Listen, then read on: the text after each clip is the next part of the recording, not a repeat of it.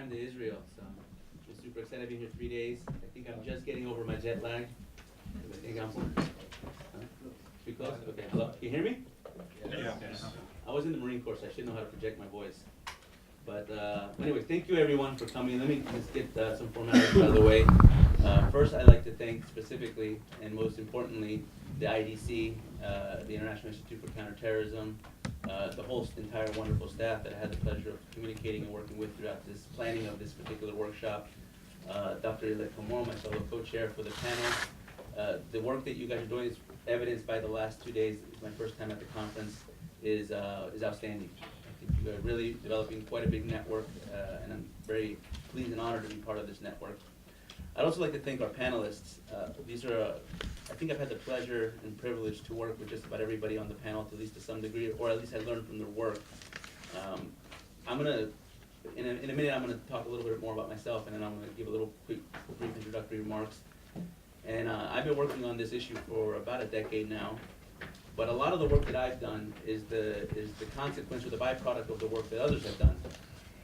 And everybody on this panel, I think I've learned from to a great deal. And it's a complete honor and privilege to have to be able to share the panel with an outstanding expert. This, honestly, is one of the best panels that I've ever sat on in terms of Iran, Hezbollah, and Latin America. We got joined by a fly.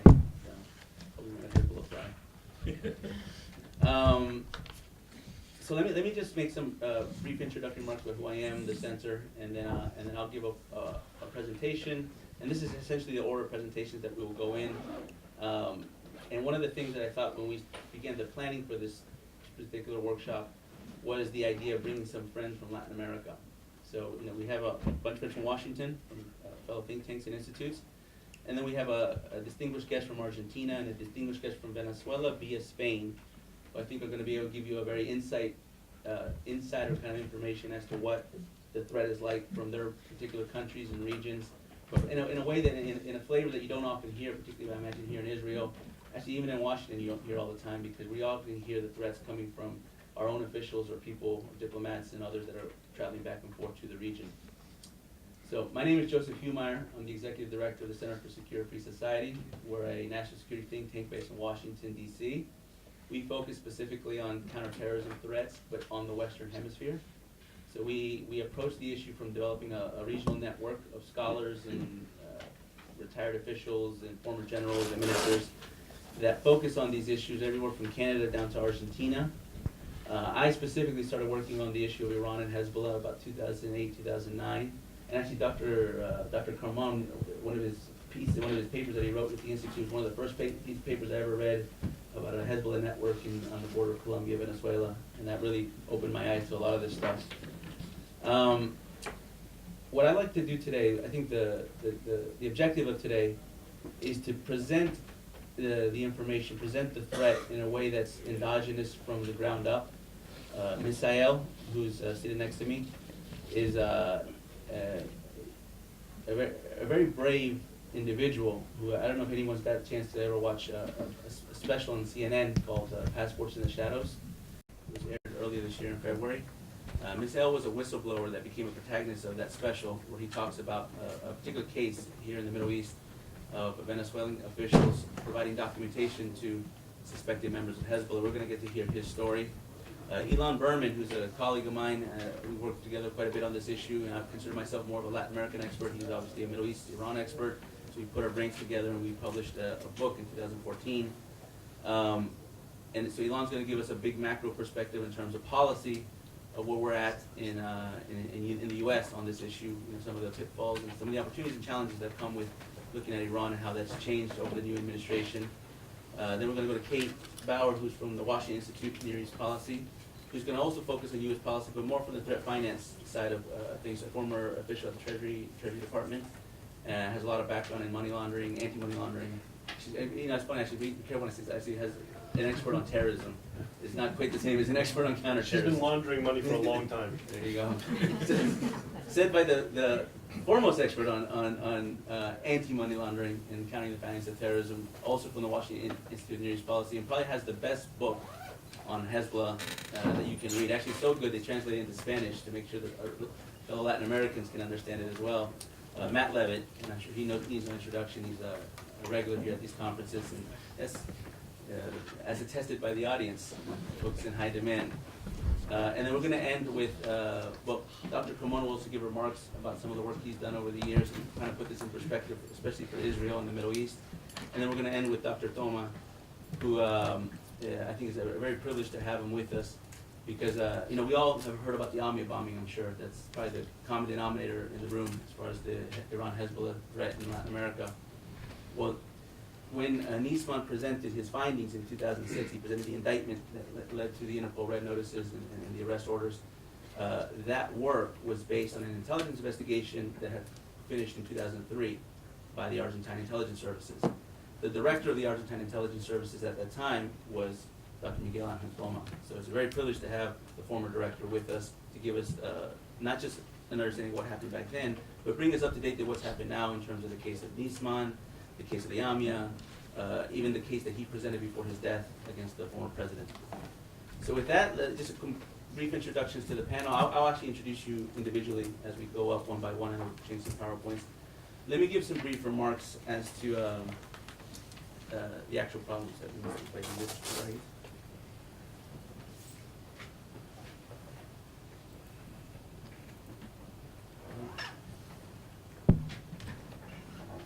Okay, so as I was mentioning before, in 2014, me and Alon had the good fortune, and maybe at the time we thought it wasn't such good fortune, to publish this book called Iran Strategic Penetration of Latin America. It's only 250 shekels on Amazon, so I suggest you all buy 2 copies. At least 2 copies.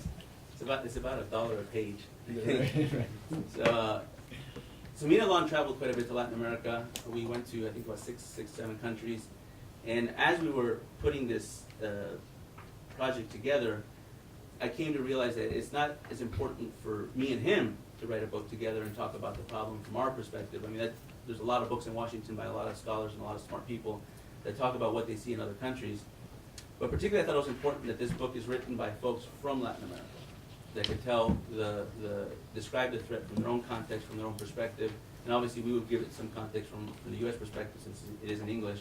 So the book is authored by a collection of scholars and experts from Latin America that describe the threat in Argentina, Brazil, Venezuela, Bolivia, and etc. So in the book, when you get towards the end, in chapter 10, I have a chapter in it where I put out a conceptual model. I've been looking at this, as I mentioned, for about a decade. And Iran has been present, and Hezbollah has been present in Latin America for about 30 years or more. So we have plenty of data. We have plenty of material to really wrestle with and to kind of get a sense of trends and patterns and tendencies. And so what I did is I started to look at the trends and patterns, both within the context, the micro context of individual countries, but also the macro context in terms of the region, to get a sense of what is Iran really trying to do? Like, what is the end game here? What's the big so what? What do they want to accomplish in Latin America? It's an exotic part of the world for them to be operating. And so I created as a model, it's a conceptual model, called the pattern of penetration, the way that Iran be able to maneuver in specific countries in Latin America so that they can get the influence necessary to actually make a difference. Actually, if you look at the Amia case and the work that Alberto Nisman and Miguel and others on their team did, the detail, the level of detail in that investigation gives you a sense of how they operate their modus operandi. And what I came is I said there was a very layered approach to their ability to gain influence. And it operates in many ways the same way as you see in this model, where the initial penetration, the initial infiltration of a country almost always happens at the cultural level. Now, Iran has about 11 embassies right now in Latin America. In 2004, they had 6 embassies. So the ability to go from 6 embassies to 11 embassies in 5 years was predicated by the 20 years before that, where they mostly had a cultural presence. And even where countries where they didn't have embassies, there was a mosque or a culture center that they established their footprint with.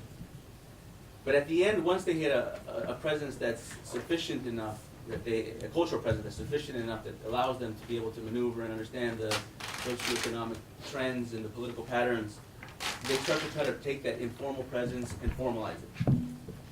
As I mentioned before, in some cases, in some countries, they stand up embassies. In other cases, they create trade agreements. They find parliamentary friendship groups. But they formalize that relationship usually first on the commercial economic level, and then when that's abundant enough, on the diplomatic level. But at the end of the day, and I'm sure everybody in this room, and definitely folks on the panel, have a great understanding of Iran and how Iran has evolved over time with their military influence, both within the country of Iran and within the Middle East. And I think that embodiment of what we saw with Iran's military expansion throughout the Middle East is also reflected in Latin America, because at the end of the day, once they get their diplomatic presence, their diplomatic foothold at a level that's sufficient enough, then you do start to see the military. And this is more evident in countries, a collection of countries in Latin America that's known as the Bolivarian Alliance countries, the Bolivarian Alliance of America. It's a collection of about 9 nations, really just 5 that are the key nations: Cuba, Venezuela, Bolivia, Ecuador, and Nicaragua. But they have some satellite Caribbean countries that form part of the alliance as well. Iran and Syria are both observing members of this alliance, so they attend the meetings, they get the recordings and the minutes of the meetings and the deliberations between these countries. But in these countries, Iran has started to establish a military footprint. And I think that's unprecedented. Before the Ami attack, they've always had a cultural presence, they had a bit of a diplomatic presence, they were growing on the economic level. But we didn't see a tremendous amount of military industrial folks from the Modafel or IRGC or others. We're starting to see that now, and I'll touch a little bit on that at the end. And then, before I get to the next slide, what I try to understand is, well, why are they bringing these military folks into Latin America? What's the purpose of this? And I think the way that I would probably understand, actually Ilan helped me understand this quite a bit. He kind of put it into context for me. He said, well, if you put yourselves in the mentality of an Ayatollah, as Ilan, I'm sure, tries to do it from time to time, and you try to think like from Iran's perspective, right? Your goal is regional ambition. You want regional hegemony. You want to control the Middle East, and you're moving in Syria. You're moving in Yemen. You're moving increasingly in other parts of the region. You have a big problem, and it's to your right and your left. You look to your right and you see Iraq. You look to your left and you see Afghanistan. And in both places, what you see is U.S. forces and U.S. military assets at a tremendous level. We understand this here.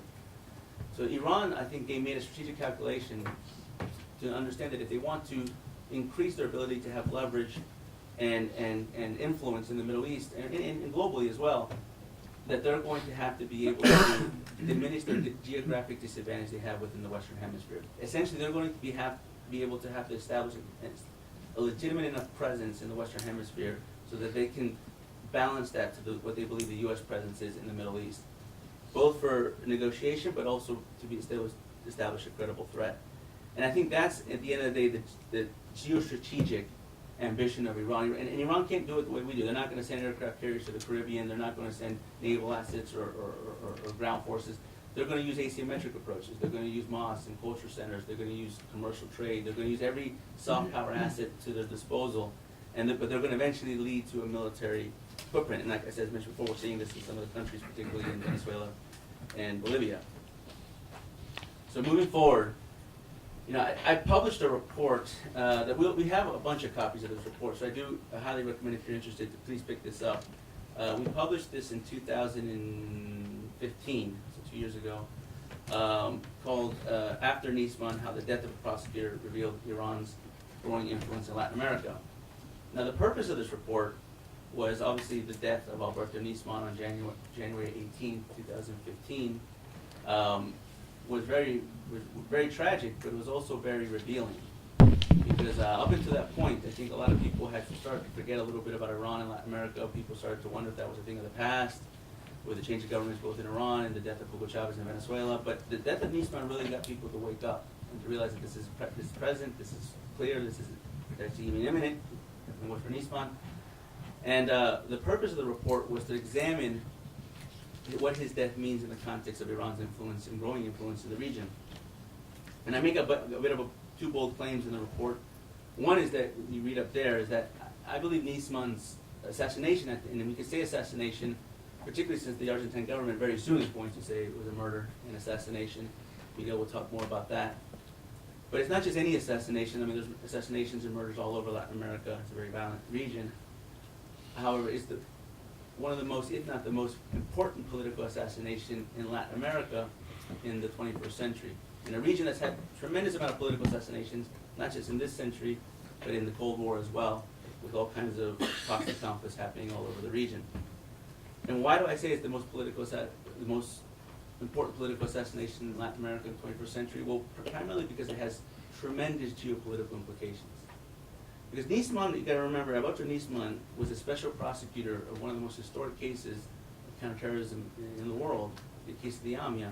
And he wasn't, just a normal federal prosecutor. He didn't have 20 cases under his charge, or he wasn't investigating. He had one case, and he dedicated, I think, close to 9 years of his life in one case in particular, and prosecuting this case. And what Nisman, I think, understood was that the barriers that were presented before him, because this was a case of state sponsorship of terrorism, were very political in nature, not legal or even technical. And that in order to cross these political barriers, that he needed to ratchet up pressure at the right time. So in the paper, in the report, I present a question. And that question is not the question that probably on everybody's mind here, and I'm sure it was everybody's mind in Argentina at the time, which is who killed Alberto Nisman. Now, I pretend I'm a detective and try to figure that. That's not going to happen.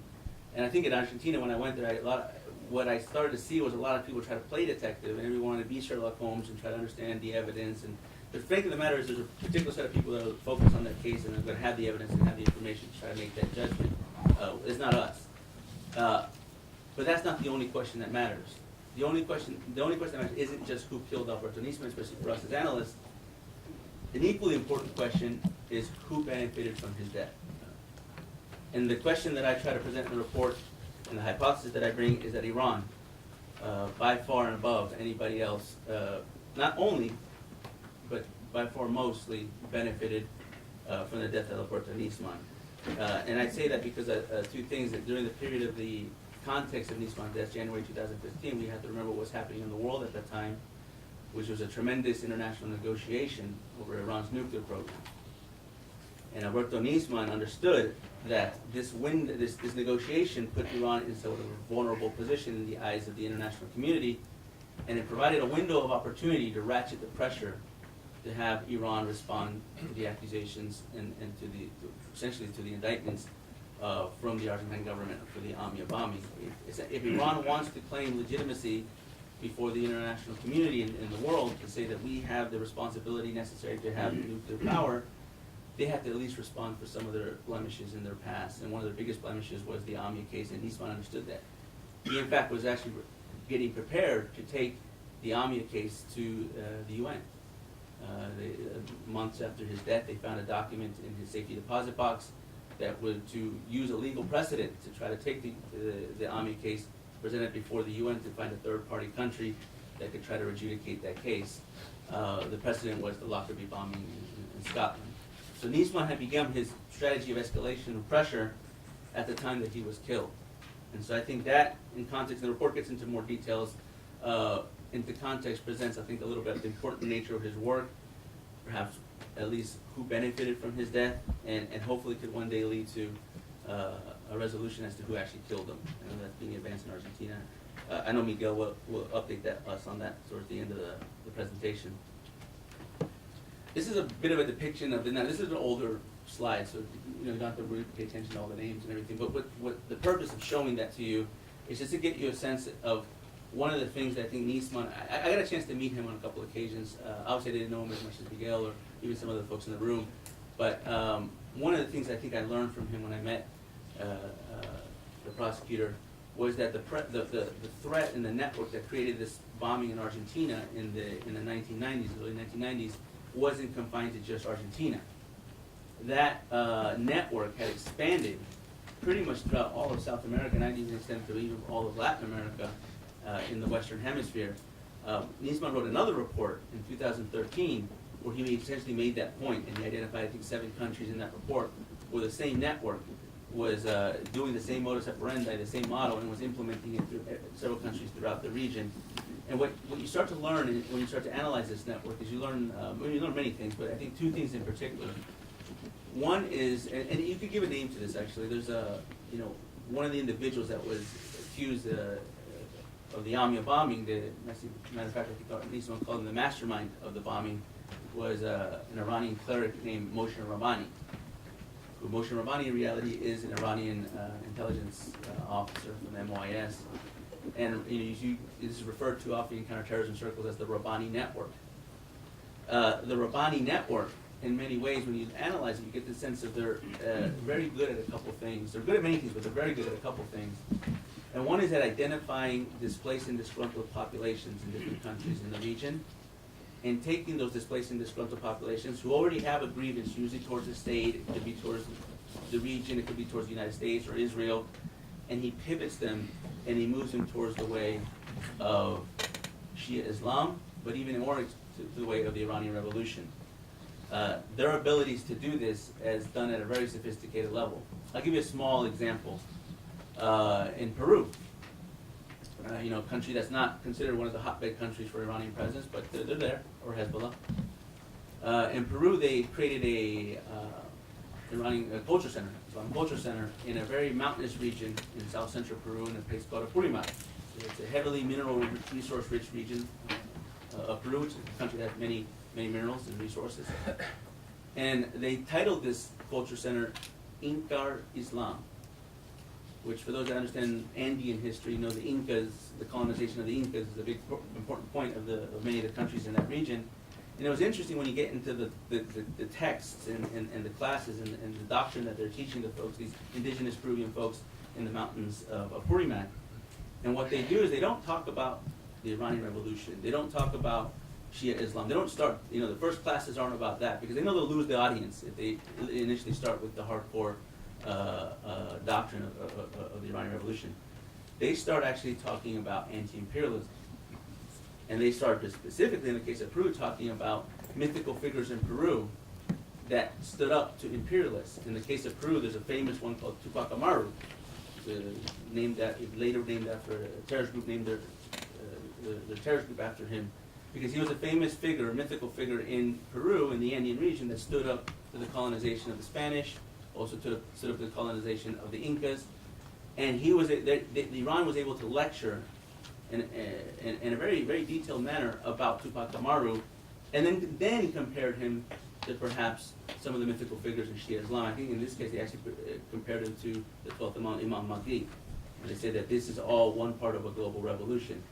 To me, when I started seeing some of these classes and seeing the way they were doing this, I thought it was, you're not going to see many people from the U.S. Embassy that are going to be able to lecture about Tupac Amaru to the Peruvians. That's a very, you have to really understand Andean history to be able to do that. So I was very thrown back about the level of granularity that they were to establishing the network. And so that's one of the things you learn. Their ability to penetrate indigenous communities is very, very effective and done very sophisticated.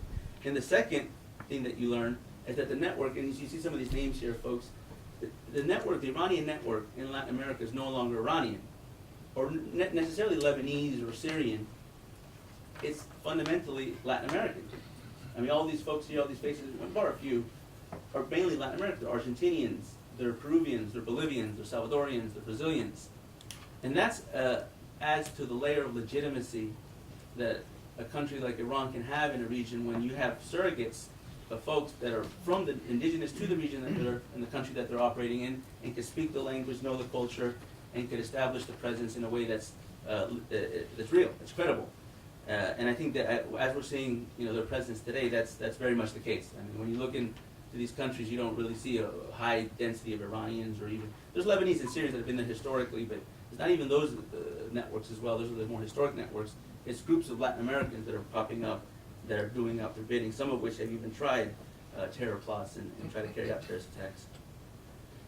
And the country that has probably the most of this out of all of them, the one that model, that pattern of penetration that has evolved throughout the entire model, and evolved to having a legitimate presence, at least in the eyes of the host nation government, and has a military presence, is Venezuela. And I'm sure you're hearing on the news in Venezuela. Venezuela has all kinds of problems, economic, political, social problems. It's a country in crisis, political crisis, and an economic crisis, leading to humanitarian disaster that's going to be something that the United States and many other countries in the Western Hemisphere and in the world are going to have to deal with in very short order. And what you start to learn when you start to dissect the order of battle of the Venezuelan government, especially over the last, I'd say, 7 to 8 years, The Bolivarian Revolution, which is the name that Hugo Chavez gave to the revolution that took over and captured the Venezuelan state. The Bolivarian Revolution was a series of missions that they created in the country to essentially win the hearts and minds of the people, and then eventually turn the country to what they call 21st century socialism. And two very key missions in all this was a mission called Mission Identity and Mission Security. And the individuals that were involved and responsible for Mission Identity and Mission Security were very prominent individuals in the Venezuelan government. Most notably, the current executive vice president of Venezuela, a gentleman by the name of Tarek El-Aissami. Tarek El-Aissami had, before he was executive vice president, he was governor of an important state called Aragua, and before that he was the Minister of Interior. As minister, Mr. El-Aissami essentially created a immigration pipeline that extended from Latin America to the Middle East, particularly Venezuela to the Middle East, that moved illicit funds and drugs from Latin America to the Middle East and brought back all kinds of nationalists and Islamists from various countries throughout the Middle East, but most prominently from Lebanon, Syria, Iraq, Jordan, and Iran. This network, and I wanted to lead into this because our next guest, our next speaker is going to be able to give you a very powerful anecdote and personal story about this case. But this network, this ability to move migrations and diasporas is become, I think, one of the most untold stories of the Iranian, of Iran's influence globally. I'll give you a data point just to get a sense of how this bridge was built, especially between Iran and Venezuela and Syria. And I was speaking to somebody yesterday, and we were talking about this a little bit. But in a city called Sawaida, right here out in southwest Syria, not too far here in the Middle East, there is about an estimated 250,000 Venezuelan-born, Spanish-speaking, dual Venezuelan Syrian citizens. That's about 65% of the population of that city. A lot of these migrants have came since 2007. They have not here historically. They have not been in Syria historically. I've even heard, I've not been myself, but I've heard that you can go to Sawaida and speak Spanish. Probably the only place I'd be able to go is speak Spanish in the Middle East and actually have anybody understand what I'm saying. So that's one data point. And then on the opposite side, in Venezuela, in a city called Ciudad Bolivar, which is on the eastern side of the country, you have an estimated 300,000 Syrian-born, Arabic-speaking, dual Venezuelan Syrians. So the question that brings up is, what is this diaspora about? How is this network established? I couldn't tell you, but what I can tell you not is what it's about, but how it was established was through that immigration pipeline. The ability to provide immigration identification documents to individuals from the Middle East in a way that's above and beyond just giving them a passport or giving them a visa, or cases of corruption where you sell one or two things. That's been happening historically, and we know Hezbollah has used different countries and had different corruption rackets to be able to get identification documents. This is above and beyond that, because what they've done in Venezuela is they've been able to backstop any kind of document with a complete identity. So you just think about that for a second. As an intelligence person, I worked in intelligence in the Marine Corps. As an intelligence person, to be able to go to another country and have a government give you another identity is a dream come true. Frankly, to give you complete plausible deniability, it's an absolute dream come true. And to be able to do that to where that government not just provides you with the documentation, but gives you the entire chain of custody of records, including property records, birth certificates, even describes the way you evolved in that country, it becomes a huge challenge to understand, is a Venezuelan a Venezuelan, especially as they move in different parts of the world. It is a case of one Syrian that got an ID in the passport. Oh, I forgot about the slide. So let me end with this, and then I'll turn it over to the next speaker. This presence, this scheme of being able to trade Venezuela. So I spent some time with the military. I've gone to different commands in the United States to talk about this threat, particularly Southern Command, Special Operations Command. And one of the questions I get is just, we understand that this is happening. We see some of this. We see some of the same things you're talking about. But when you go to Venezuela, you don't see this heavy visible presence. You see the Cubans. The Cubans are there. You see thousands of Cubans in there. You see them embedding with the armed forces, embedding with the civilian militias. But you don't see the Iranians. You don't necessarily, they're not visible. We know they're there and we know they're involved at the high level, but how come you don't see the Iranians? And especially this picture here is a picture that we took from the Venezuelan Defense Ministry, where they're having a high level military cooperation the former defense minister of Iran, but defense minister of Venezuela, but then there's this individual with a different uniform. By the time I did not know who he was, and we started to look around, and so I'm sure to you guys is much more recognizable. Well, he's the, General Mohammed Reza Nagdi, the former commander of the Basij. So what is the Basij doing in Venezuela, and how does that implicate to what's going on currently in the crisis in that country? Well, I think part of the reason we don't see them is because they may not have an Iranian surname, and they may not be wearing an Iranian uniform. You have to look very closely at who's who in Venezuela to be able to see exactly where they are. And I think that's the challenge of some of the challenge that we're facing in that country before we decide on any policies, prescriptions, of how to deal with that crisis. And with that, I want to end my portion. It's just a bit of an introduction just to get you guys acquainted to the problem, a little of the work I've done, extension to the work that other folks here on the panel have done. But that fundamental question is, who is a Venezuelan, especially within the security services, the National Guard, the military, and the civilian militias, is an important question as we start to see riots and protests on the streets, and we see the government using all kinds of authoritarian tactics to quell the protests and to basically establish a level of anarchy in the country. One of the people I think that could help us answer that question is the gentleman to my left, Misael Lopez Soto. I'll give him a brief introduction and then I'll let him come up and give his remarks. As I mentioned, he was featured in a CNN documentary called Passports in the Shadows that was featured on February 17th, 2017 of this year, on Anderson Cooper in the U.S., on CNN Espanol, and I think it's on CNN International, so pretty much you could capture it. It's online, so you can watch it on the internet as well. And what Misael was able to do, when you have this level of tradecraft, where they've given someone a complete different identity, and our databases aren't going to pick it up, and our signals intelligence probably isn't going to be able to pick it up. You have to have good human source intelligence. You have to have somebody like a Misael to tell you, what, I know who this person is. He's not who he says he is, and I can show you that through custody of records. And what Misael did in the Middle East, being stationed in Baghdad as a Venezuelan legal attaché to the embassy in Baghdad, was he was able to look at some of the records that were being presented before him, in Venezuelan records, and then compare that to the original birth records in countries like Iraq, Lebanon, Jordan, and others, and compare these two and say they don't add up. This person can't be born in Lebanon and in Venezuela at the same time. You can't have two birth certificates. It doesn't exist. One of these is off. And he took his information in his reporting and his investigation. He took it before authorities, and then he eventually took it before the press, because he felt it was of utmost importance to have the world understand that this is taking place. This isn't just innuendo. This isn't just a one-off case. This is a voluminous case of repetitions of the Venezuelan government providing this state sponsorship to group members of, suspected members of Hezbollah. And I think it was a very, very courageous act. I learned quite a bit from his work and having the privilege to know him. And I think you will get a chance to learn some of what I've been able to learn through his presentation. So without further ado, I'd like to introduce and ask Misael Lopez Soto to come to the podium and give his remarks. So thank you.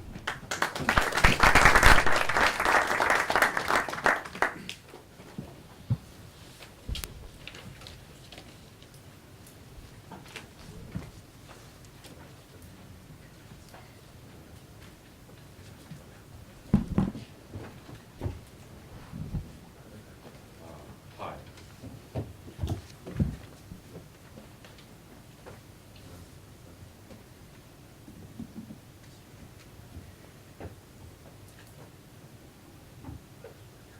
Hi, good morning, and thank you very much for the audience. Okay, I'll try to do my best in order to make myself understood. My name is Misael Lopez. I'm a police officer in the main Venezuelan police department. I used to work internal affairs and laundry money investigation. In 2013, I was sent to Iraq as a consular or legal attaché of the Venezuelan embassy in Iraq. By the time I get there, I start realizing how the ambassador, the other diplomatics, and the local employees were trying to get money or get money for issuing visas and passports to people from Middle East, Palestine, Jordan, Iraq, and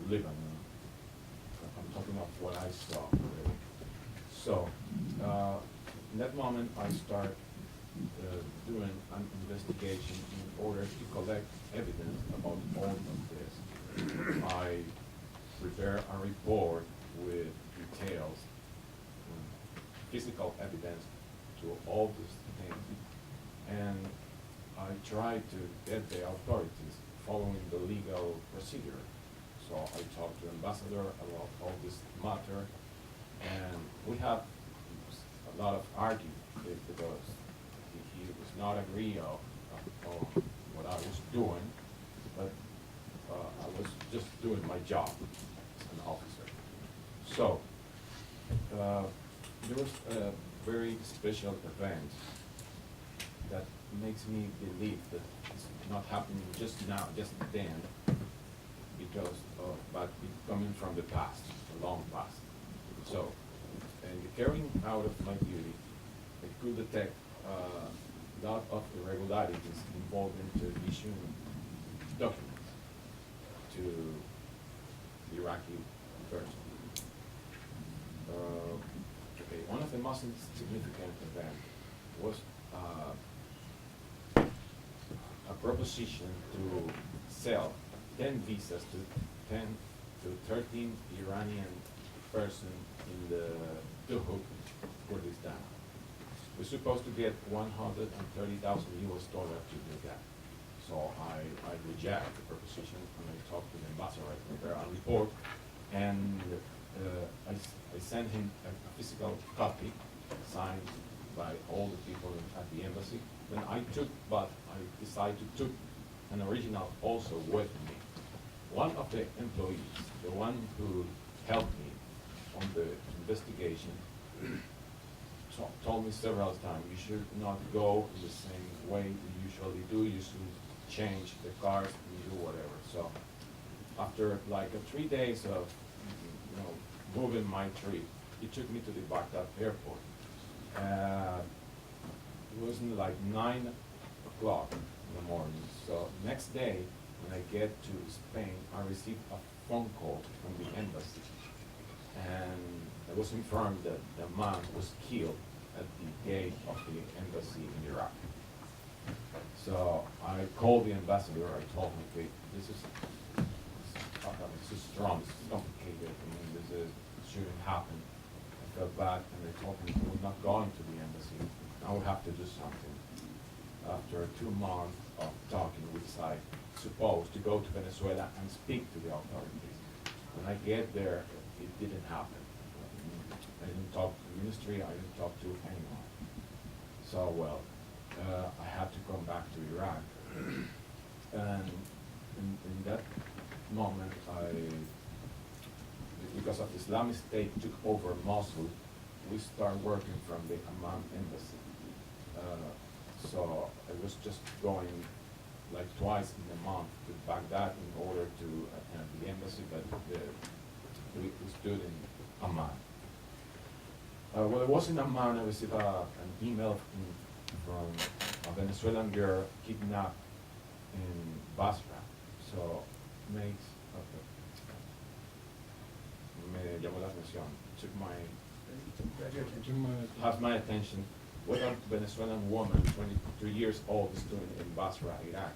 So I started investigating the woman, the case, about a month. So I realized that the man who got the woman trapped used to be condemned in Europe for laundering money and trafficking drugs, also in Venezuela, Denmark, France, and he was gone to Mexico several times, according to the passport, one of the passport. This man has 2 identities, 2 Venezuelan real authentic identities. Passport, birth certification, a mother, a father, even the document from the hospital as he was born there. But also, I got from Iraq all the real documents, include proof that he was like in prison for the United Kingdom Army in some point when he was 22 years old. So now the things got complicated, so I keep all this information to me and try to keep doing my work and investigating also. I sent several emails to the European authorities, agencies all over the world. I never received any response. Also, I went to the FBI in Spain, but I never get an answer. That's the reason I went public. But one of the last things I found in Amman, Iraq, and it's good to prove that there's a connection. By the way, this guy from Iraq was a Shia. And at the moment we catch him in the Basra airport, Iranian authorities came to the airport and set him free. The ambassador took the security guard, translator, everything, and he left me behind. And I was informed for the Basra authorities that I should leave the country this very same night. They were trying to send me Damascus. I didn't accept, of course. Then the next day I took aircraft to Baghdad and from there to Amman.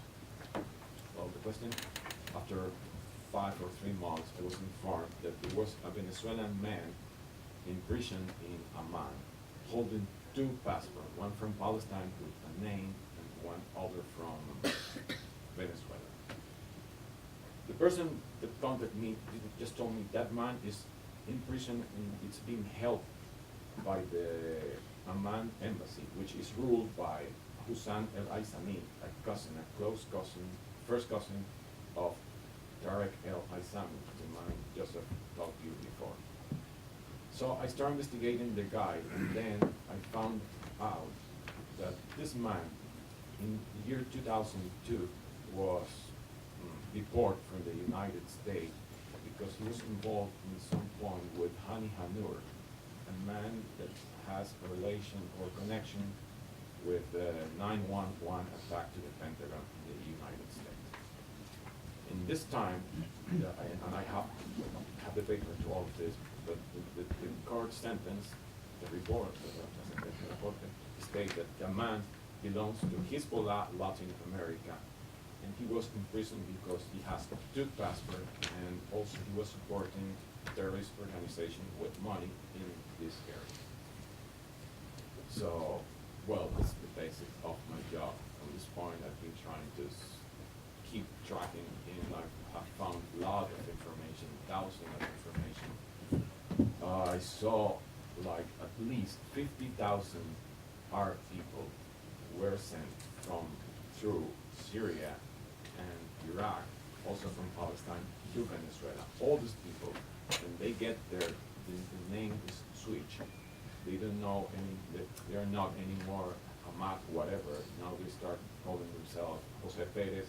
He has a new ID, an ID that allowed them to go anywhere in the world, like the United States or Israel. Because a Venezuelan passport is good to go Europe, it's a Schengen passport, and also to all South America because of Mercosur. So, well, that's all my story.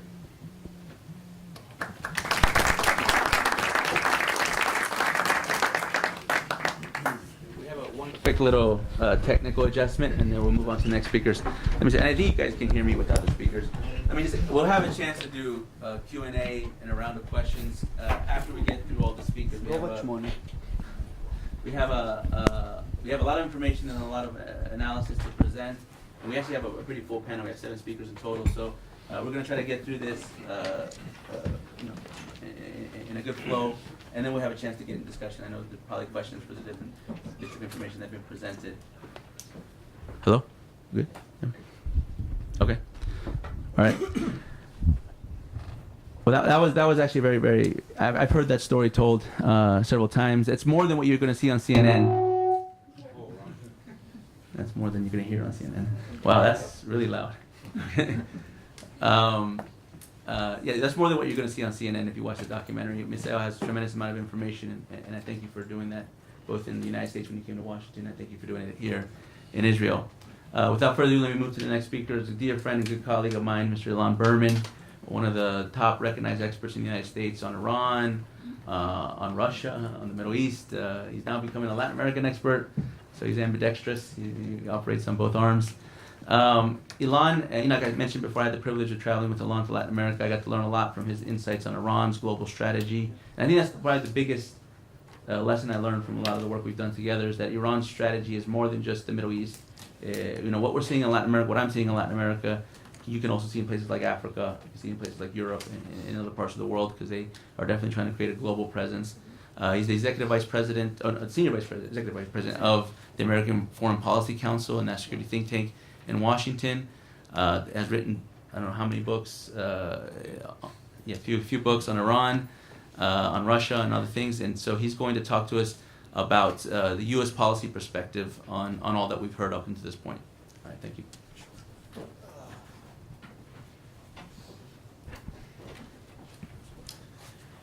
Well, thanks very much. If you give me just 1 second, I'll switch us out into my PowerPoint, which is, let's see, can we do the slideshow? Perfect, okay. So let me do my disclaimers up front. I'm a recovering lawyer.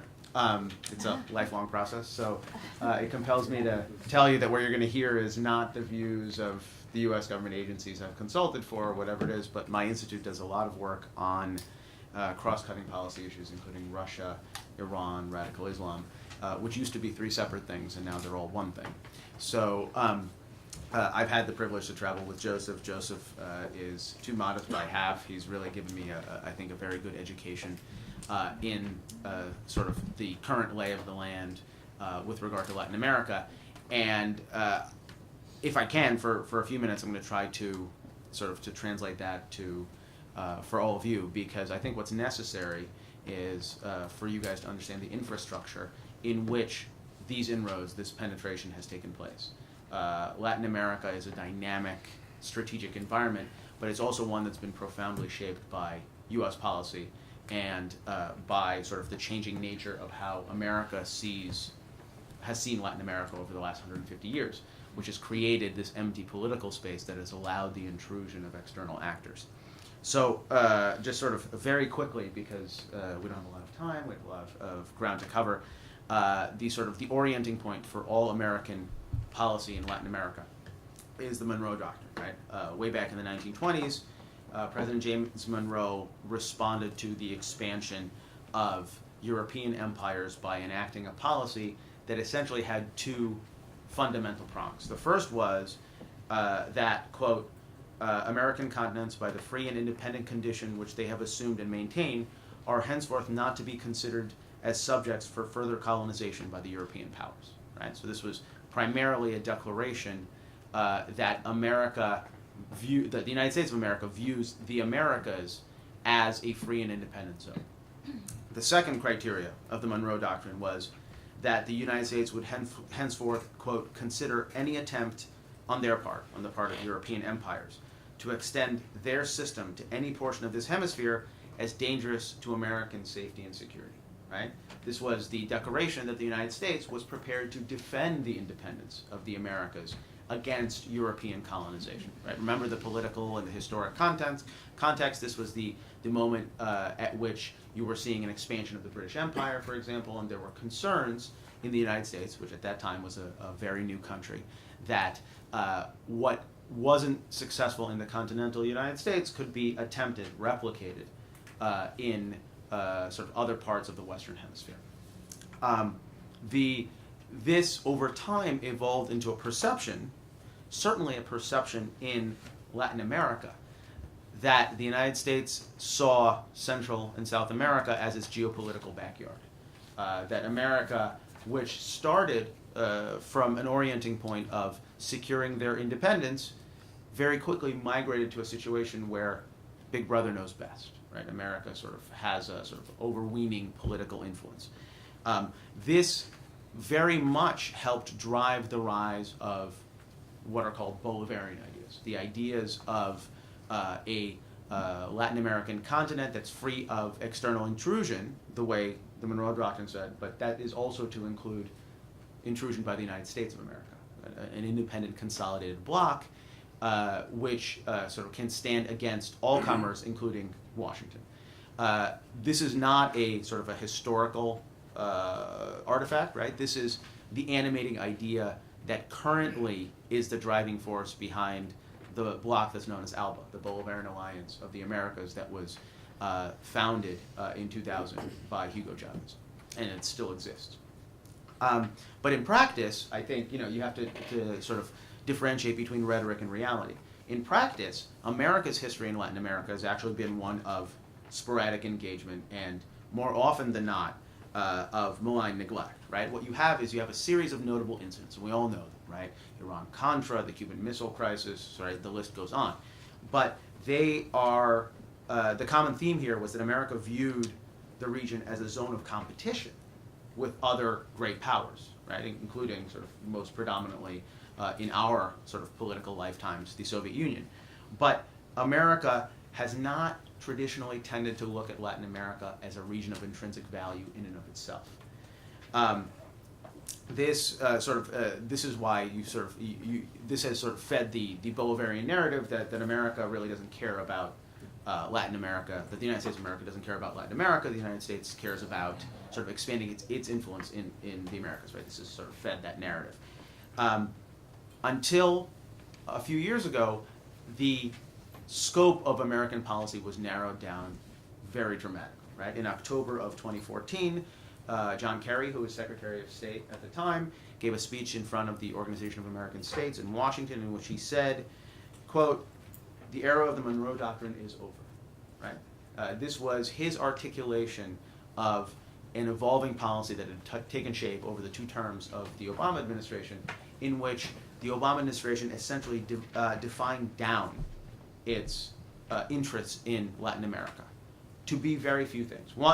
Driven, among other things, by concerns that America was seen as imperialist, America was seen as heavy-handed in the region, the Obama administration defined down its interest in the region to being sort of very sporadic and very tactical, right? On a practical level, if you go back and you look at the posture statements that the successive commanders of U.S. Southern Command, which is the military combatant command that's responsible for the Western Hemisphere, the south of the Western Hemisphere, you will see that the command has progressively defined down its objectives in the region to the point where, up until the advent of the Trump administration, U.S. military leaders were thinking about essentially a holding pattern when it came to South and Central America.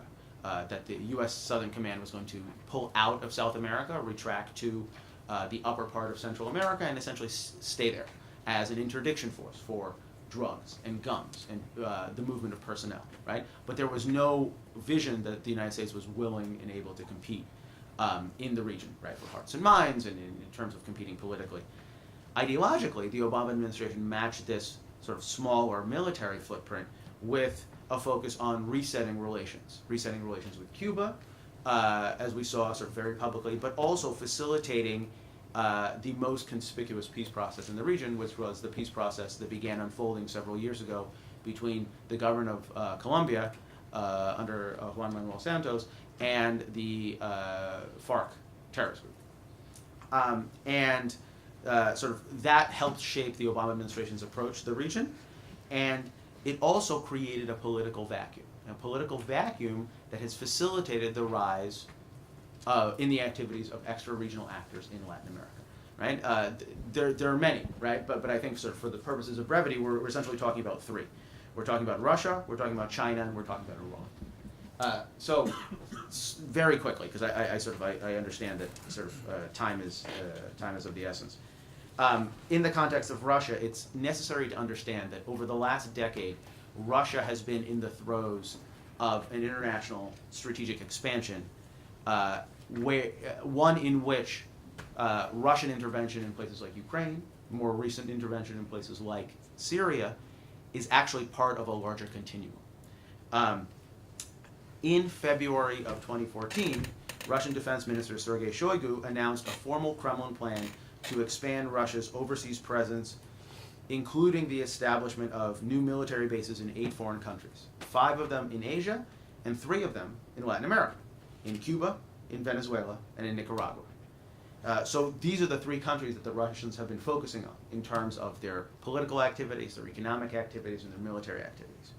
In Cuba, Russia is seeking to rebuild a once robust Cold War era relationship through new military arrangements, stepped up political contacts, and revive cooperation on such issues as energy and nuclear. You're also seeing, I think very conspicuously, much more frequent intelligence interaction, including the docking of Russian spy ships in Havana, and sort of a much more public dialogue that you're seeing between high-level Russian officials and high-level Cuban officials. In Nicaragua, the outreach that the Russians are conducting is of more recent vintage. It doesn't date back quite as long, but it's very robust. And Russia has become a major investor in Nicaragua's military modernization. It has built new military training facilities. It's taken Nicaraguan military officers to Moscow for trainings. And it's established Nicaragua as its main counter-narcotics partner in the region. Because Russia, for those of you that follow Russia, has quite a robust drug problem. And because of the bleed over in terms of how trafficking flows, it's not strictly a Central Asian or an African drug problem that the Russians are dealing with. The Russians fundamentally pursue this idea that the best defense is a good offense, and so they have highlighted Nicaragua as an international counter-narcotics partner and are sort of doing a whole series of operations in the Western Hemisphere with them. In terms of Venezuela, the Russians have focused on a military partnership, overwhelmingly. Between 2011 and 2013, Venezuela, just Venezuela, bought more than 3/4 of the $14.5 billion in Russian arms that were sold to Latin America. Right? This was a fire sale. Right? The Venezuelans were sort of buying Russian arms like it was going out of style. That partnership has slowed recently because of Venezuela's economic and political implosion. But the ideological bonds still exist, and the Russians still have freedom of movement in Venezuelan politics, in Venezuelan society. So here, let's sort of just sort of a word on Russian objectives, right? I think we understand, particularly here in Israel, we understand Russia in foreign policy terms is opportunistic. Russia, over the last 8 years, has sought to take advantage of the perception of a retraction of American policy, whether it's in the Middle East or in other theaters, in order to advance its own objectives, in very much a zero-sum sort of calculation. But it's also strategic. It's not just opportunistic. Russia is looking for example, new basing opportunities and new energy opportunities. As part of his February 2014 statement, Defense Minister Shoigu talked about the need to establish new long-range refueling depots for Russia's long-range bombers, because Russia has begun stepping up the pace of its activities far beyond the territory of the Russian Federation. Right? Russia is doing long-range reconnaissance and surveillance flights in the Western Hemisphere at a pace and a scope that is equivalent, if not higher than, what it was doing at the height of the Cold War today. And it can't get there from here, right? Or it can't get there from there. So it needs regional partners that are willing and able to provide the sort of refueling, to provide the sort of logistical hubs that Russia needs in order to have that global, persistent global presence. There are constraints on Russian behavior, of course, right? Russia's economy is not doing well. You have several layers of sanctions that have been levied against Russia.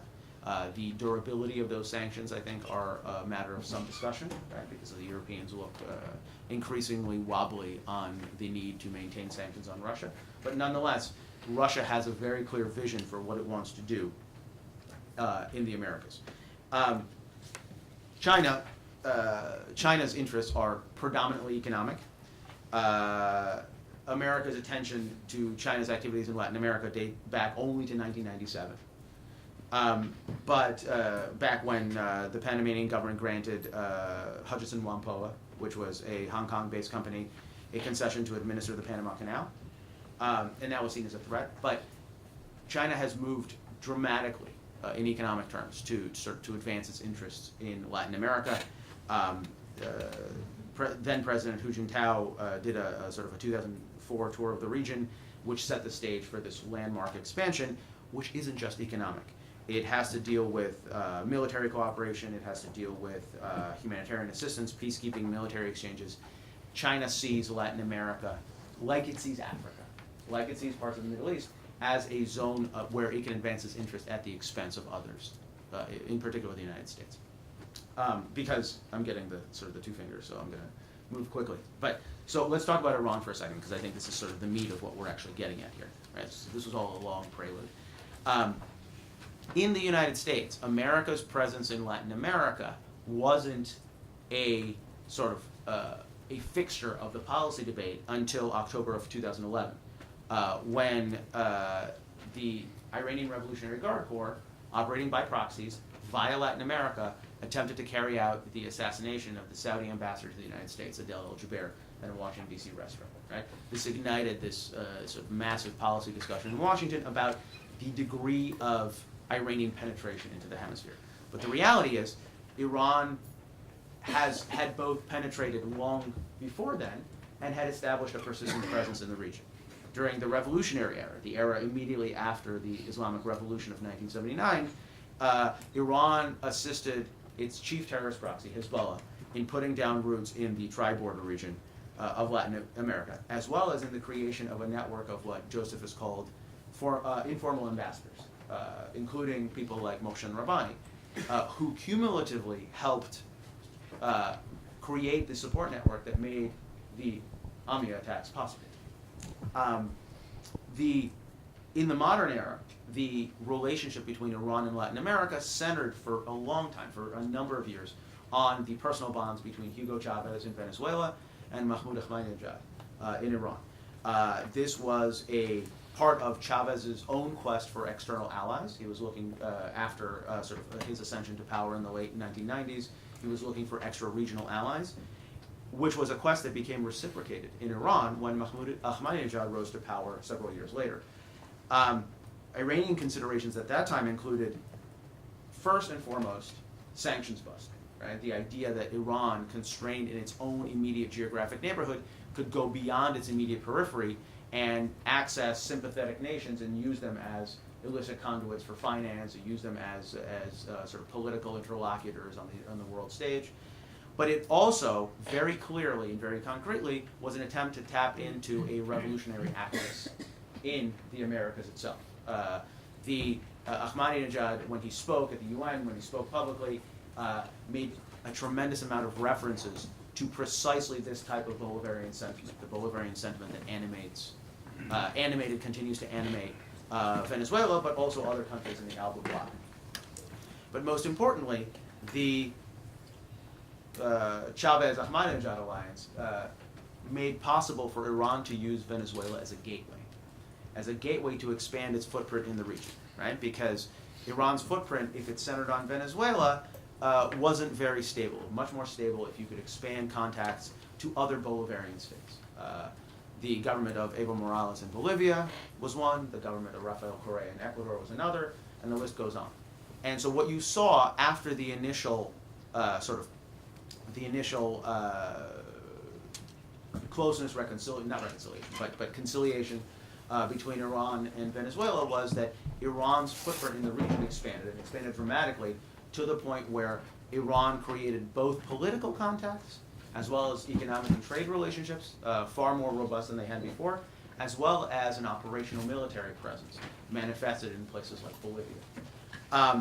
And this gets us to my last point, which is that this idea, this penetration of Latin America, is not an Ahmadinejad project. Right? I think it's facile, and many American policymakers have fallen into this trap, saying that since 2013, Ahmadinejad and Chavez both have left the scene, right? One for political reasons, the other for health reasons, and charitably, and therefore this is a thing of the past.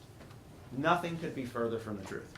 Hassan Rouhani, the quote-unquote moderate, technocratic current president of Iran, has very publicly articulated on many occasions that Iran still sees engagement with Latin America as a cardinal foreign policy priority, and Iran, significantly, has more capabilities than before to execute on this plan of engagement in Latin America. Why? Because the 2015 nuclear deal with Iran, right, the JCPOA, has infused the Iranian economy with significant added resources that Iran can leverage to capitalize and materialize economic promises that it's made to revolutionary regimes like those of Venezuela that are less solvent now than they were before, but also that can actually create concrete industrial, concrete military, concrete economic bonds in a way that it wasn't able to do before. So Iran is in a period of transition in Latin America, but it's not in a period of departure. In fact, for those of us, and I think sort of, this sets the stage nicely for the conversation to follow, for those of us that watch this space, Iran's changing presence in Latin America is as important, if not more so, than the history of sort of what came before. Because Iran's presence is changing, and Iran's capability to move around in the region is both changing and expanding. So, I'll stop there. Thank you.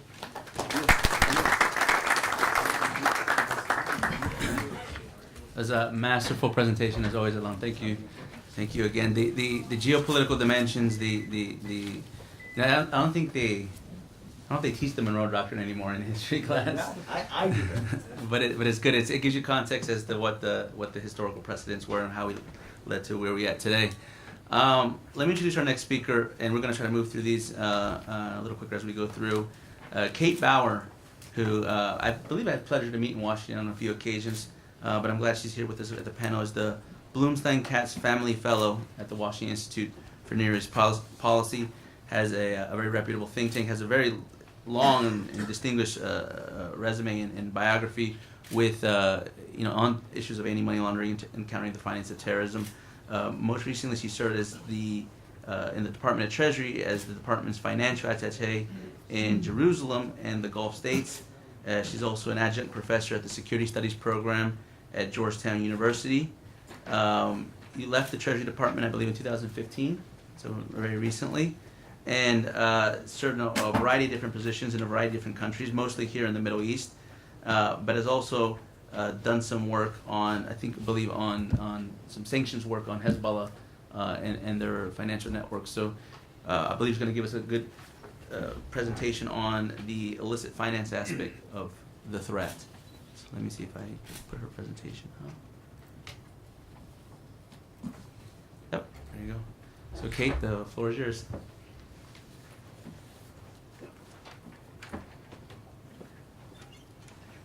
Okay, thank you, Joseph, and thank you, Dr. Carmone, and to IDC for inviting me here again. It's a pleasure to be back in Herzliya, of course. It's such a wonderful venue, and an honor to be part of such a distinguished panel. I know that I've already learned a great deal in the first half of this panel from the previous speakers. As other speakers have detailed, of course, Iran has been active in Latin America for decades, establishing cultural centers and supporting mosques, as well as developing economic, financial, and military ties. Hezbollah has also long relied on a worldwide network for financial, logistical, and operational support, including from the Lebanese diaspora community in Latin America. U.S. intelligence, law enforcement, and policymakers have used a variety of tools to try to disrupt these activities. My remarks today will focus on the use of financial measures. This is sanctions and U.S. designations under primarily terrorist financing authorities, but also looking at policy options going forward and how the use of sanctions diplomacy, can be employed to try to disrupt Hezbollah's activities in the region and constrain Iranian expansion. In testimony to the Senate Armed Service Committee in March 2015, then Southern Command Commander, now White House Chief of Staff, John Kelly, noted that Iran's outreach in Latin America is predicated on circumventing sanctions and countering U.S. influence. As Alon also explained, that Iran's penetration in Latin America is also to tap into these revolutionary axes as well. But indeed, prior to the Iran nuclear deal, Iran's interest in using Venezuelan banks to evade U.S. and multilateral sanctions was sustained. I'm going to talk briefly about two sanctions actions and why they were important both to the Iran deal, but kind of where we stand now in terms of U.S. policy options. So amidst the constriction campaign that ran roughly 2006 to 2014, the U.S. sought to expose and disrupt Iranian attempts to leverage economic and financial relationships in Latin America. The first sanctions deployed on this nexus was the designation of the Export Development Bank of Iran in 2008, along with a wholly owned subsidiary in Venezuela called Banco Internacional de Desarrollo. My apologies to the Spanish speakers in the room for my pronunciation. This was an important action because EDBI, the Export Development Bank of Iran, was one of the first banks that Iran put forward to try to continue activity after Bank SEPA was designated in 2007. Bank SEPA, then U.S.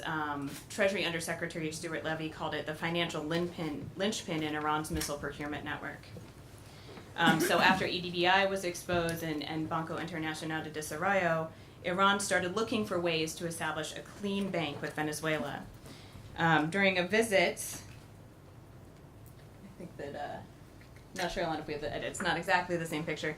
During a visit by Venezuelan President Hugo Chavez to Iran in 2009, the Iranian-Venezuelan Binational Bank, or IVBB, was established as a joint venture by an Iranian and a Venezuelan bank. Before it was sanctioned in 2013, EDBI had used this new bank as a front, according to the U.S. Treasury. To the extent to which EDBI staff were able to execute transactions on behalf of IVBB. They really used the bank themselves, and they, by using IVBB, they were to obfuscate the fact that the underlying party was a designated Iranian bank that had been sanctioned by the U.S. And the EU, in fact, for acting on behalf of designated proliferation entities. The activity that IVBB engaged in included working with Chinese Bank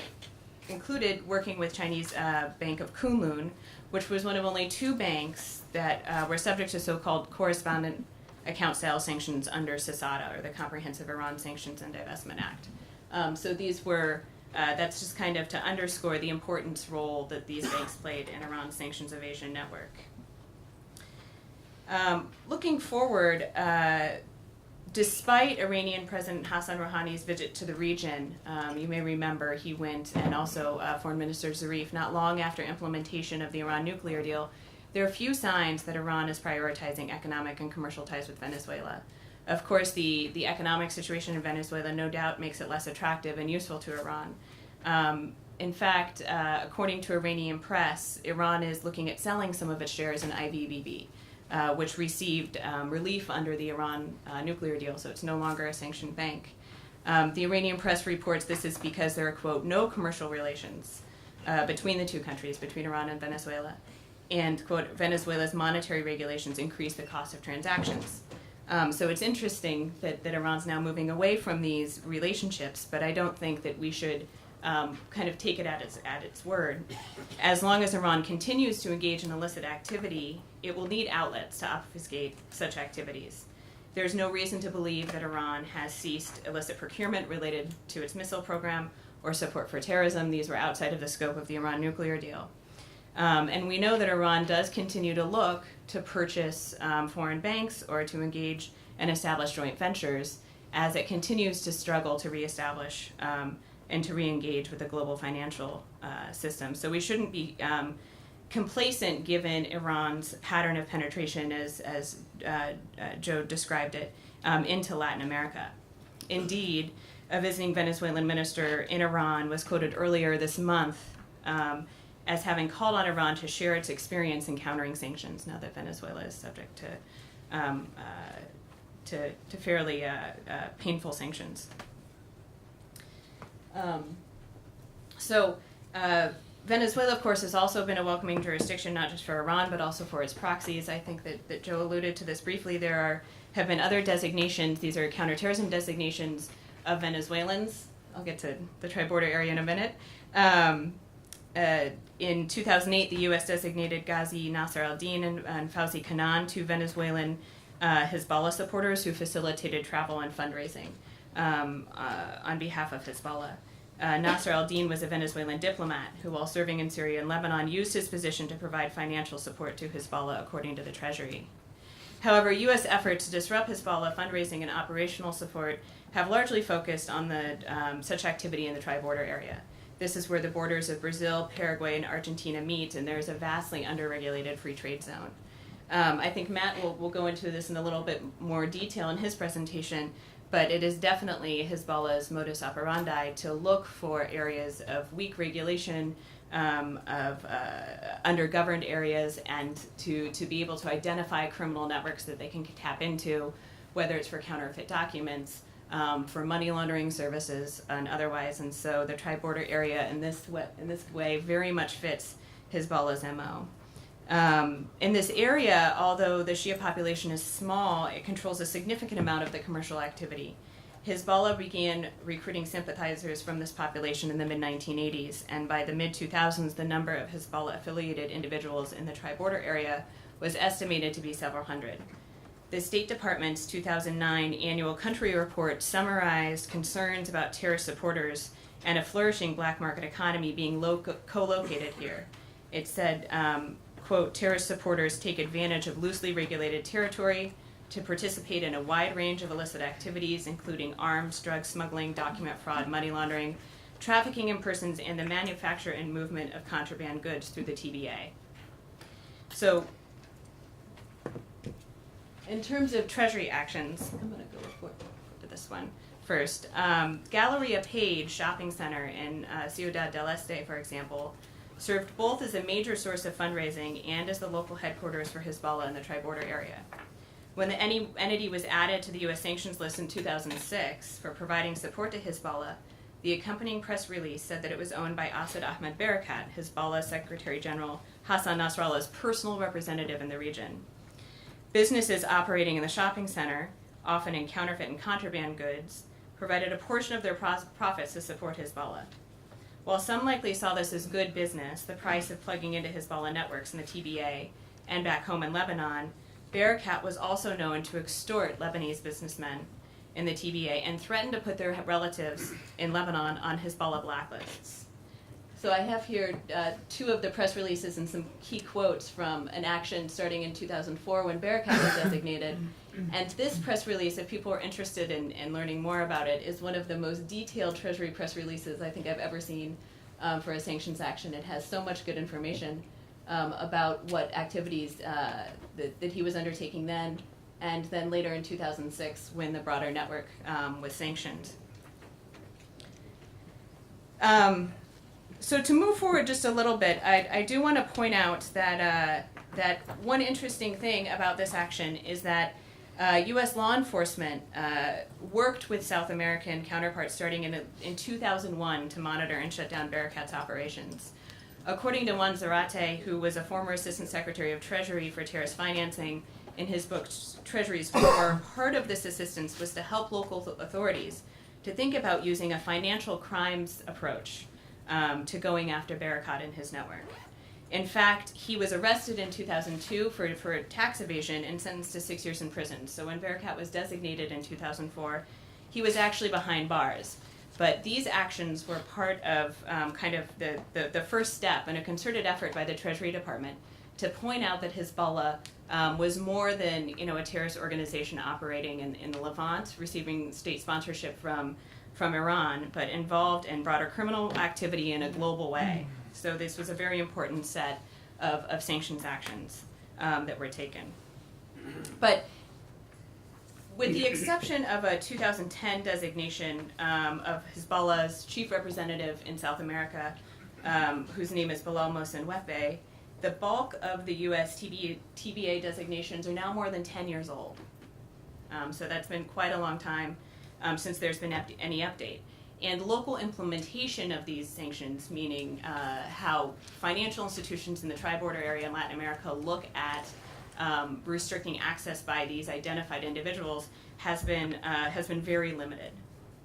So in fact, in a piece of pending legislation in the U.S. Congress, which is called the Western Hemisphere Prevention Act of 2017, and the findings of this legislation, so just kind of the summary of the situation, the beginning of the bill, which doesn't really have any weight, even if this law is passed, but I found this very interesting, It claims that multiple reports show that despite U.S. measures, some of these individuals, meaning those in the Barakat network, who are especially designated global terrorists under Executive Order 13224, which is the Treasury's terror financing authority, continue to have access to the global financial system.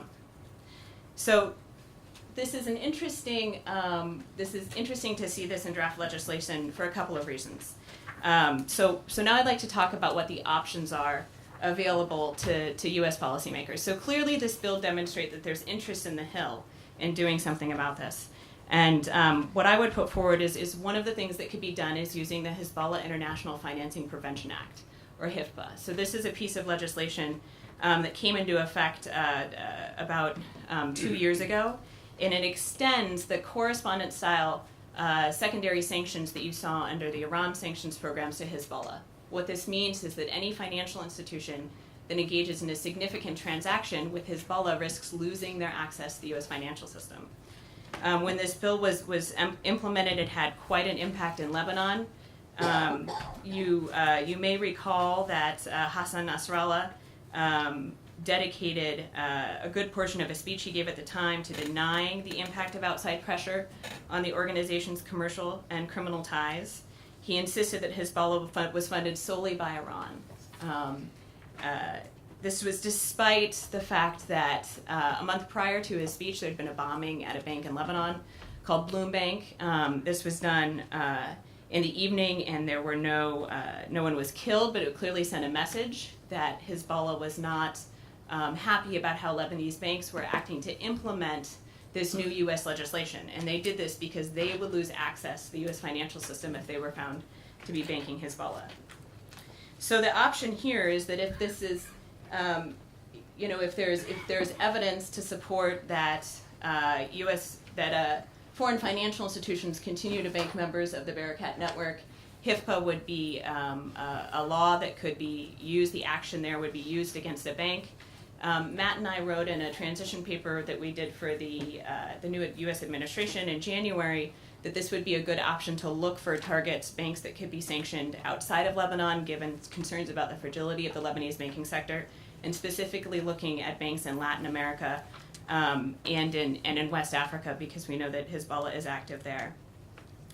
So I just wanted to mention another opportunity. Consider also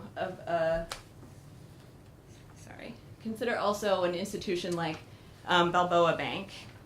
This is which was designated by the Treasury Department in the context of an action taken against the WACD money laundering organization. So although that this was, WACD was named under kingpin authorities, there is, and neither Hezbollah nor Iran were named in the press release that was associated with this. Analysts contend that the action impacted Hezbollah's financial conduct in the region, reportedly forcing them to redirect funds to money laundering channels such as those in the tri-border area. So kind of like a lot of times how financial sanctions work, you squeeze one where it goes elsewhere, it's easier to detect, and this would be an opportunity for analysts in the U.S. and policymakers to see where these funds go and possibly to use authorities like HIFPA to expose them and disrupt them.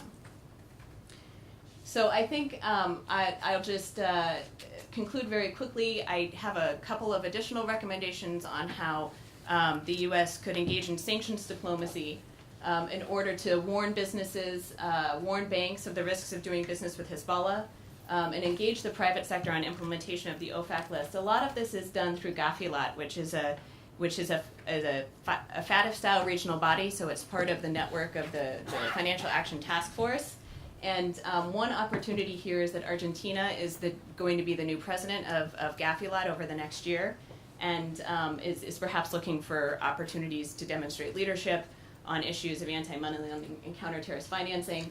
So this might be an ideal time to encourage countries in the region to consider designating Hezbollah, especially since there's been a couple prosecutions, and to continue to promote capacity in terms of anti-money laundering in the regimes in Latin America, like was done so long ago, or in the early 2000s with law enforcement authorities in the tri-border area, to encourage them to look at financial crimes as a way to get at some of the criminal and terrorist activity going on in their jurisdictions. Thank you.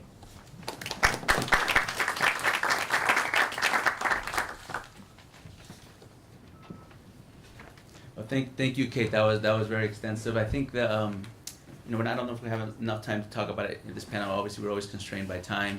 The legal aspects or I should say better yet, the legal vacuum that Latin America has really hasn't updated itself in terms of foreign terrorist organizations or the presence of terrorist groups from abroad to be able to designate, to be able to go after and provide the right authorities to their different officers so that they can enforce a lot of the stuff that's going on from the United States, from other countries. It's a big problem, it's a big challenge. I spend a lot of time in the region and that often gets neglected. Which is a great segue to our next speaker, which is Dr. Matthew Levitt. Before I introduce him formally he's the former Wexler Fellow and Director of the Washington Institute Stein Program on Counterterrorism Intelligence. He's held a variety of government positions, most notably from 2005 to 2007. He was the Deputy Assistant Secretary for Intelligence and Analysis at the U.S. Department of Treasury. He's also held various positions at the Department of State, at the FBI. He's a very prominent and well-known expert on a variety of issues, but most notably on Hezbollah and anti-money laundering, finance of terror. I just want to make one quick note, just to give an introduction in terms of Latin America. I was involved in a case in Peru that actually was on the Treasury's sanctions list that involved an individual that was related to a potential terrorist attack. And when the prosecutors in Peru were looking to really understand Hezbollah, because it's not a thing that was properly known within the authorities, they wanted to know where they could find this kind of information. And thankfully, Matt's book was in Spanish. So it was translated, I believe, in Argentina. And so we were able to provide copies of Matt's book in Spanish to the Peruvian prosecutors who relied heavily on this book to be able to create a case to potentially prosecute. The case is still pending. It got appealed to the Supreme Court to potentially prosecute this member of Hezbollah in Peru. So his work is very well known and is very well regarded, even in countries that perhaps Matt hasn't been to yet. So, and hopefully we'll go. So without further ado, I'd like to invite Dr. Matt Levitt to the podium.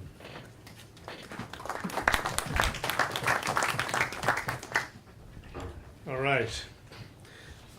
So there's nothing as good as hearing that your work is helping to put terrorists away, except maybe hearing that your work, let's go to the beginning, is leading to sales of your book.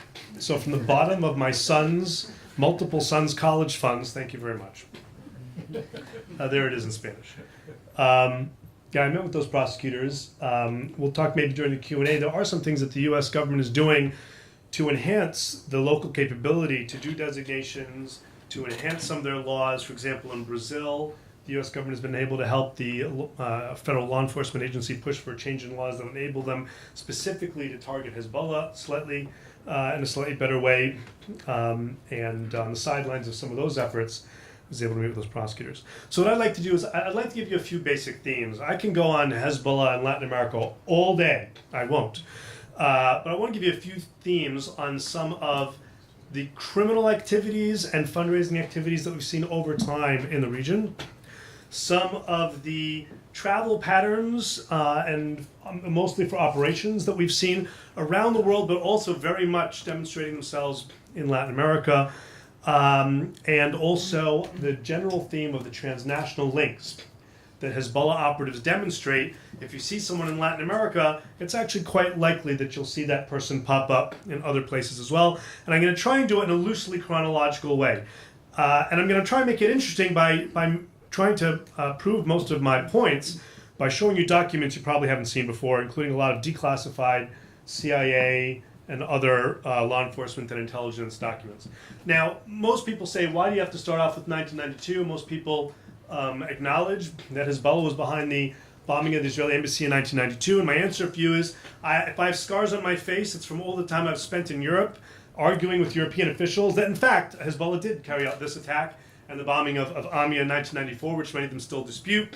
And so here, in case you're unclear, this is the CIA back in July 92. That's how quickly afterwards it was already clear that it was Hezbollah who carried out this attack. And if you flip already to 1993, this is now in between the embassy bombing and Amia. Before Amia, FBI had reported that already in the summer of 1993, there were a number of reports from various sources looking that Hezbollah was planning some type of spectacular act, probably targeting the Israelis, but maybe the U.S. too. And we know now that first in 1994, a bombing against the Israeli embassy in Bangkok was nearly averted, not because the Thais thwarted it, or the US or the Israelis. None of us knew anything about it. The bomber got into a fender bender, a small car accident on his way to the embassy, and we got lucky. Several weeks later, we were not lucky with Amia, and the very next day, there was the downing of a small Panamanian airliner with almost entirely Jewish passengers on board, which has gotten very, very little attention. So this is something that goes back quite some ways. And even back then, we started seeing ties transnationally. So for the purpose of this book, I did about 9 years of research around the world. I was able to convince the Filipinos to share with me a stack of their documents from a massive investigation into the failed bombing in Thailand and several other plots, which you can read about in the book. But one of the things that was interesting is they were trying to identify this one guy, Bassam, you can see in the top, possibly an apparatus activist who operated around Latin America and Australia. They were able eventually to narrow down who it was. He was someone who had traveled around the world. And so this kind of pattern of seeing people pop up in different places is something we're going to see time and again. And in particular, I want you to pay attention because it comes right around to things that are happening right now, ties between people who are active in Asia and in the Western Hemisphere. Now, Miguel is going to know this guy very, very well. He's been indicted by Argentina under the name Samuel Salman Alreda. His actual name is not Alreda. His actual name is Salman Rauf Salman. He's believed now to be one of the most senior IJO, Islamic Jihad operatives in the world. He has gone on to greater heights since 92 and 94, a Lebanese-Colombian dual national, active in Southeast Asia, and still in South America even after he was indicted. In fact, we know for a fact that in 1997, he made several trips to Brazil, to Colombia, and to Panama, even after he was indicted by the Argentinians. And he now comes up in investigations even more recently. You heard Joseph talk about Mohammed Amadar case in Peru.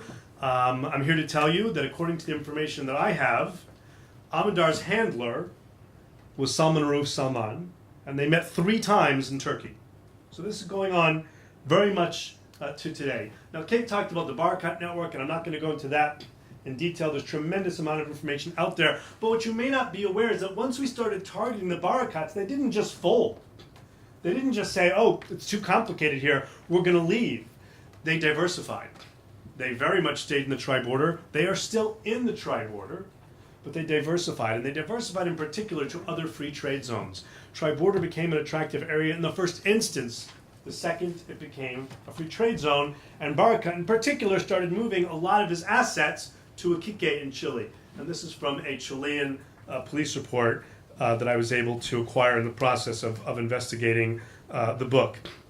The bottom line is that without ongoing pressure, they simply adjust to what we do. And so we need to take an action, take an action, take an action. The other point I want to make here is that there are different parts of Hezbollah. In the United States, we don't make distinctions between them because there's fluidity among them. If you noticed when Hezbollah released Daesh operatives just recently, if you look at the buses that they used, those buses are from Hezbollah schools in Lebanon, right?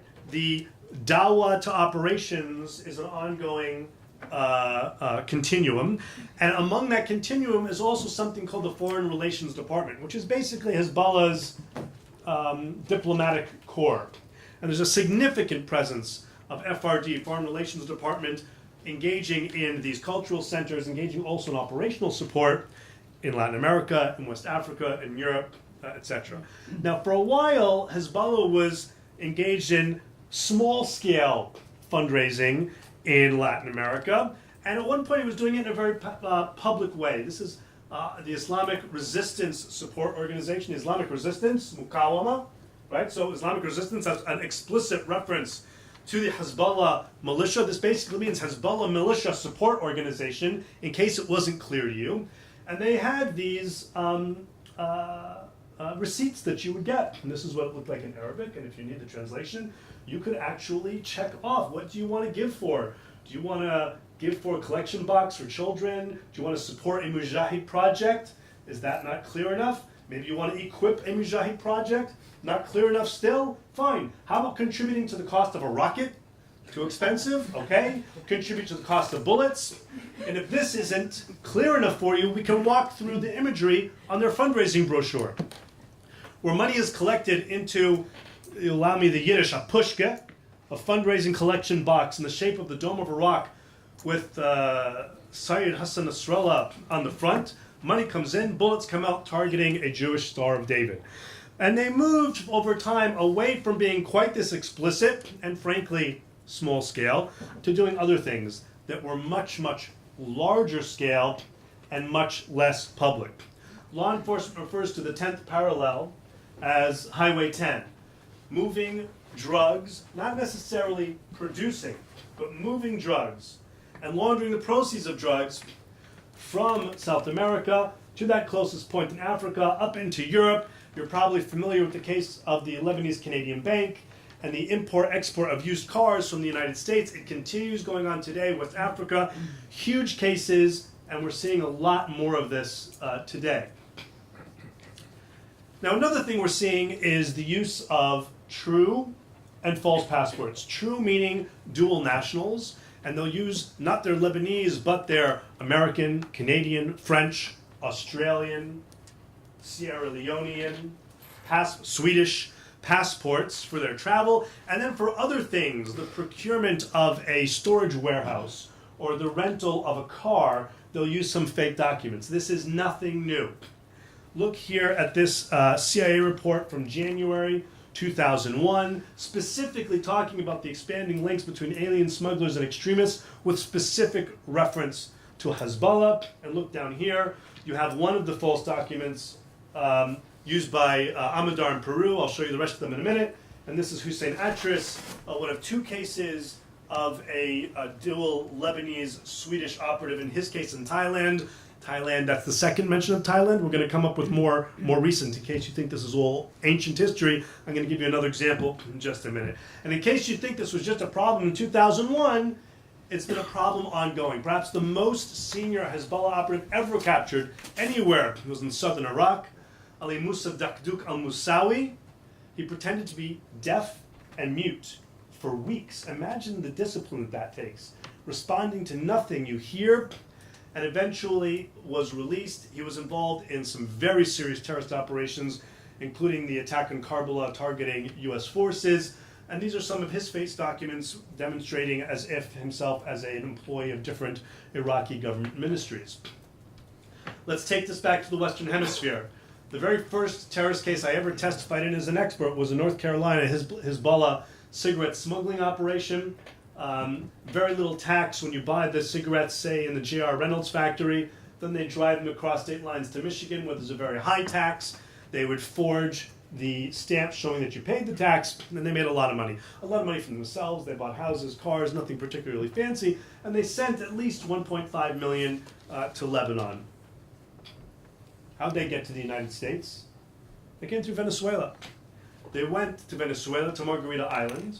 The Hamoud brothers and his cousin, the Darwishes in particular, they went to visit their uncle who was living in Margarita Island. They stayed there for a few weeks, and they said to their uncle, we want to go to the United States. Can you help us find someone who can get us the worst possible fake passports? Their uncle said, don't be cheap. I'll get you good ones. They said, no, we very, very specifically want bad ones. This is long before 9/11. And they flew to New York. It was so far beyond 9/11, one of them actually got on the wrong flight to New York, and they still let him on the plane. He had a ticket for a different flight to New York, and he still flew to JFK. When they get there, the customs agent immediately sees this is a terrible forgery, this is not a good passport, and they say, we're so sorry. We didn't know what else to do. You see, we are Shia Lebanese, and there's this terrible group out there, you might have heard of them, Hezbollah, and they pressure good kids like us to join them, so we had to leave. Hezbollah operatives came to the United States, pretending to escape Hezbollah. Within hours, they were on the street in New York and on a bus to North Carolina. We've had other cases in the United States, but none as significant as Mahmoud Yusuf Kourani. Mahmoud Yusuf Kourani is, I would argue, one of the most dangerous Hezbollah operatives ever to be in the United States, a very scary guy. He's also the only one I know from Hezbollah that we know of, there may be others, who was smuggled across the border from Mexico. I said there may be others because there was a Lebanese-Mexican dual national who was smuggling lots of people, including many Lebanese. We believe at least the vast majority were just trying to find work, but we don't know. But we do know Mahmoud Karani came in this way, and this was a huge, huge and important case. He was so scared, the FBI Al Caponed him. In other words, they found an excuse to arrest him as quickly as possible, to get him off the street, because this was a very, very dangerous man. Now, Musa Ali Hamdan was indicted in the United States. He was the very beginning of a case that was known as Operation Phone Flash out of Philadelphia. An amazing case that I read about extensively in the book.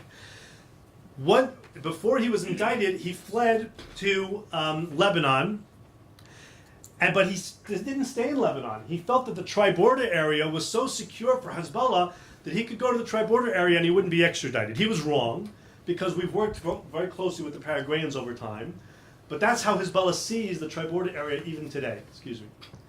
The Juma organization I'm going to skip because it gets to the Lebanese-Canadian Bank and an issue of moving drugs and laundering drugs. But what's interesting there is the issue that Ayman Juma is not a Shia. Ayman Juma is not ideological. Ayman Juma is a Sunni Lebanese drug runner. But it was comfortable to work with Hezbollah because they could provide him services he desperately needed, and Hezbollah was more than happy to work with him. You have here some of the connections he had around the world. Again, the transnational nature of this. Just moving as much as $200 million a month. And there were many other follow-ons to this. I'd like to highlight this particular one, Ali Mohammed Salah. This guy, he's involved with Ayman Juma, but look at who he is. He's a key Hezbollah facilitator in Colombia. He's a former Hezbollah fighter. He's knowledgeable of Hezbollah operational plans. He's in contact with the Foreign Relations Department, and he's maintaining communications with suspected Hezbollah operatives in Venezuela, Germany, Lebanon, Saudi Arabia, etc., including in Macau, Colombia.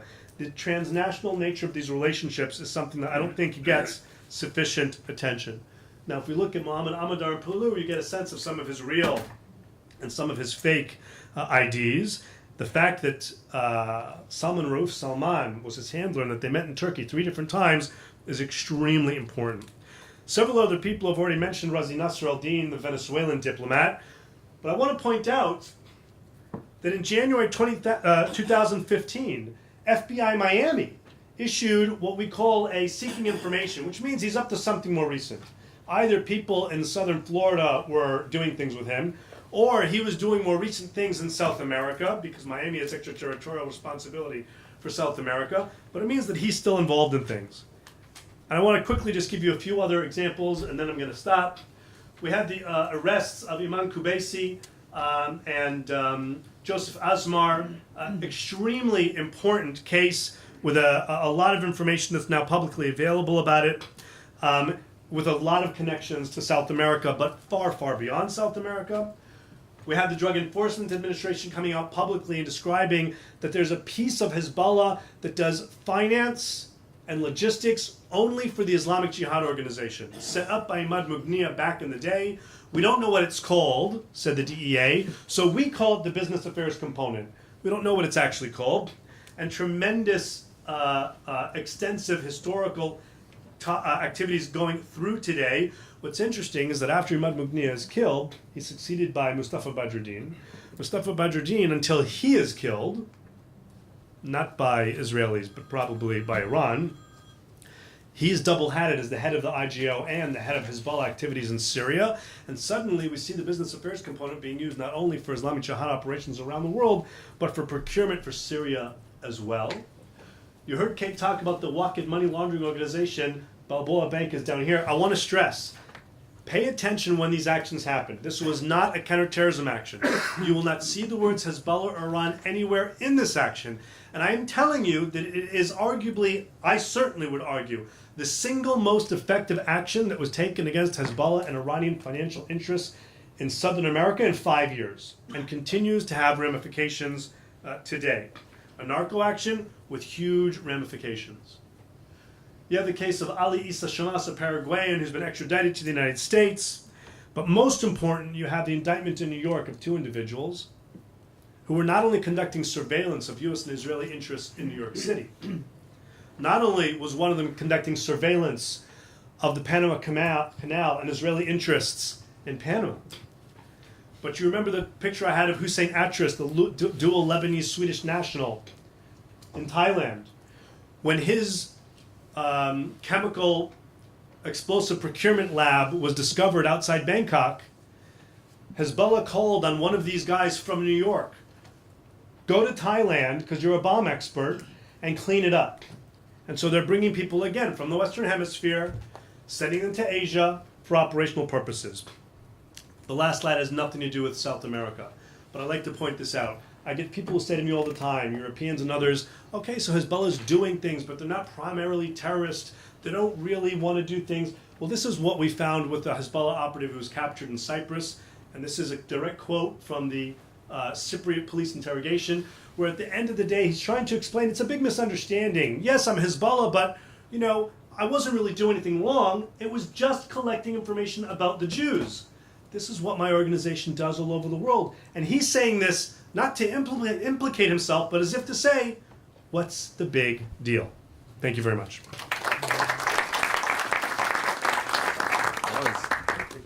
Packed full of information. I hope you caught some of that. I'm sure we'll be able to share their slides. Just a quick little anecdote to add to what Matt was saying. The Waco Money Laundering Organization, I agree, is a very big case. It was a big case in Panama, and the Bilbao Group, which is related to the Waco Money Laundering Organization, actually owns Panama's biggest newspaper. So it made a big impact in the country of Panama. And the Ayman Juma money laundering, because I know you passed through it because of time, but that was a huge case for the Department of Treasury for entire Latin America to understand Hezbollah's business and banking network. And if you look very closely at their network, you'll find close ties to Venezuela, particularly through Panama. Our next speaker is actually my fellow co-chair, and he asked me not to give an extensive introduction, so I think he's well known here in Israel, Dr. Eli Kormon, who is basically helped me set up this panel through his knowledge and expertise, and he's going to give us some remarks on the ties between the Middle East and the Western Hemisphere. Is this one right here?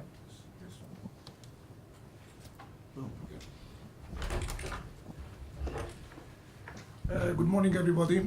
I think that I have very short time because I'd like to hear Mr. Miguel Toma. I think he will be one of the most interesting speakers here.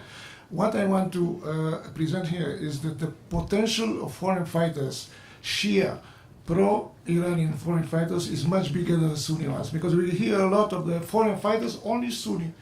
We heard what they are capable of, and what happens the last 4 years since the war, civil war in Syria and Iraq, is that the Iranians are preparing an army of potential foreign fighters, and I think nobody is dealing with them. Although we hear in Germany they have a list of 900 Hezbollah suspects, but you don't hear about them. They speak only about the few Sunnis. So, first of all, here is the flag of the Islamic Revolutionary Cause, and this is of the Hezbollah. And what was the question? Why is Iran in the Western Hemisphere? They consider themselves a world power. They are not the hegemon, don't want to be the hegemons of the Gulf or of the Middle East. It is the goal, the globe. And what is the method? Is the armed struggle, the Kalashnikov.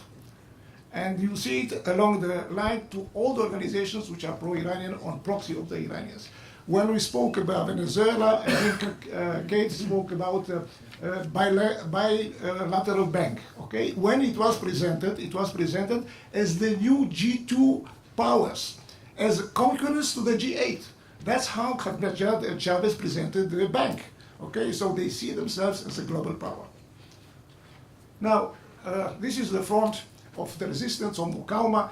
The importance of the Hezbollah fighters, 5,000 to 7,000 at least, fighting during the periods in all the time changing, because they had 1,800 killed, several thousands wounded, but they sent a lot of people in in Syria, and they, together with Iranian advisors, were very important in the survival of the regime of Bashar al-Assad. Now, there are 7 regiments of Iraqi Shiites in Lebanon on the pretext that they are supporting or defending the Zainab shrine. Actually, they fought in Damascus area, in Aleppo area. When Mosul was occupied by ISIS, some of them were taken back by the Iranians in order to fight ISIS in Iraq, but then some of them again returned to Syria, and again they are fighting, many times, by the way, under the control of the Hezbollah. You have the Fatayun Brigade. At the beginning, there were several hundred. Today, there are 18,000 Afghani Shiites, paid, trained, and sent by the Iranians from a pool of 1 million Shia Hazara refugees inside Iran. They are paid $500 a month, and they're going there. Besides that, there's information that there are some 60,000 Afghani Shias which have to replace the villages or the small towns where the Sunnis were expelled through the massacres by the Iranians and the Hezbollah.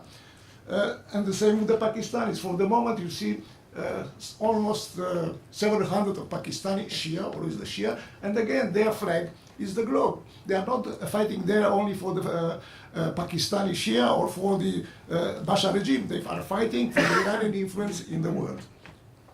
And here you have in Iraq today some 50 organizations called the Popular Mobilization Forces, divided among pro-Iranians. You see what the Ayatollah Khomeini said about these forces are important and blessed phenomena. There are some 20 such organizations. This is the last one. It's called Hezbollah Abrar. And if you look to this, some 20 mobilization forces, pro-Iranian forces, 60,000 at least, 60,000 fighters, we speak about them, in Iraq. But they are trying to go through Tel Afar, after the conquest of Tel Afar, to enter Syria and produce this crescent from Iran to Iraq, to Syria, and to Lebanon. Now, you have Bahrain, Saraya al-Ashrar.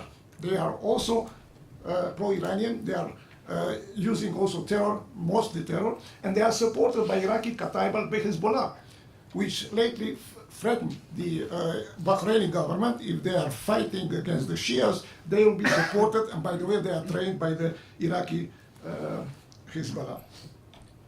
Here the other organization, which is also regional. They defend not only the Shia in Bahrain, but also they see themselves as representative who are fighting for the rights of the Shia in Saudi Arabia, which, by the way, are living on the richest oil fields in Saudi Arabia.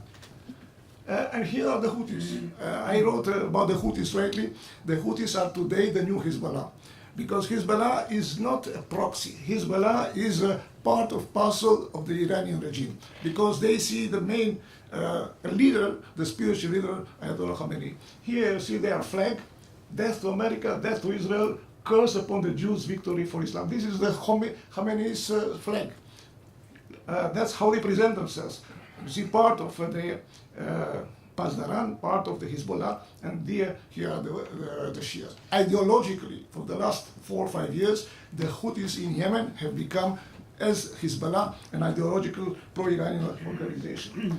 And here, in August last year, they, Qasem Soleimani, the famous general, which is actually responsible for all the military activity and terrorist activity abroad, he formed the Shia Liberation Army, SLA, which should include not only Shias, but also Sunnis, which are pro-Iranians.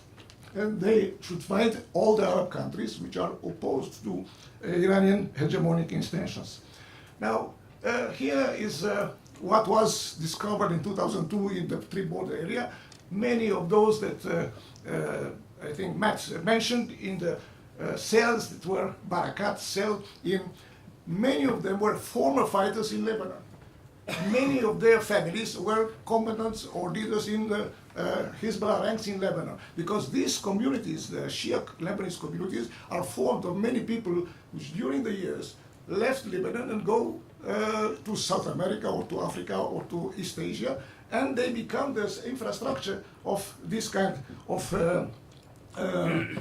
Iranian or Hezbollah cells. And if you think about the potential of tens of thousands of Iraqi, Shia, Afghani, Pakistani, Lebanese, Syrian, Shiites. You see how potential they become in these cases.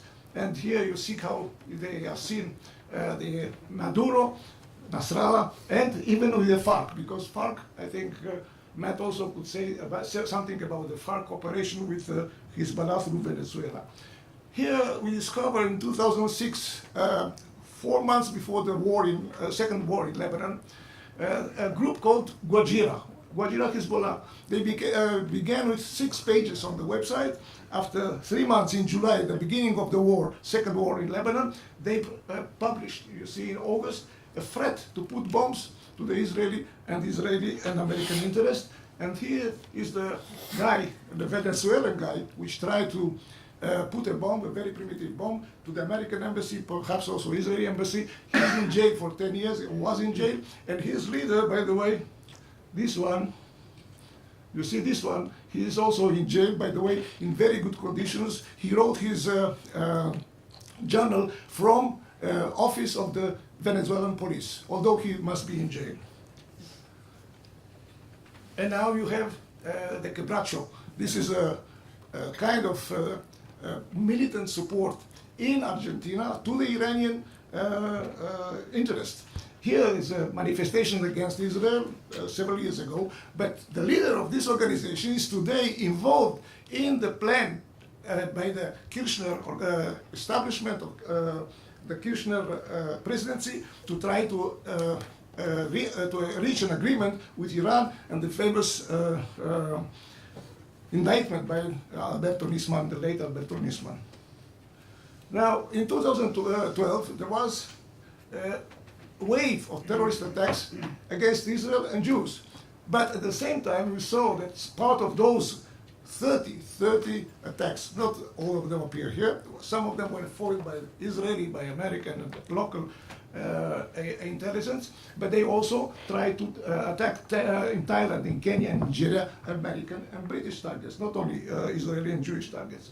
Now, the two that were successful was here in July in Bulgaria and in New Delhi, small relatively attack. But if you look to the organizers, and I think Matt spoke about this guy, Lebanese born but Swedish citizen.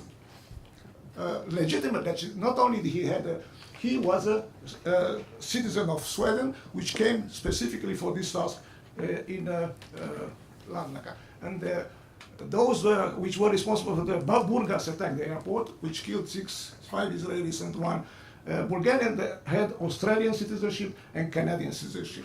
These are foreign fighters, exactly like the guys which appear in the attack in Paris or in Brussels. And the Thailand case also, Swedish citizen.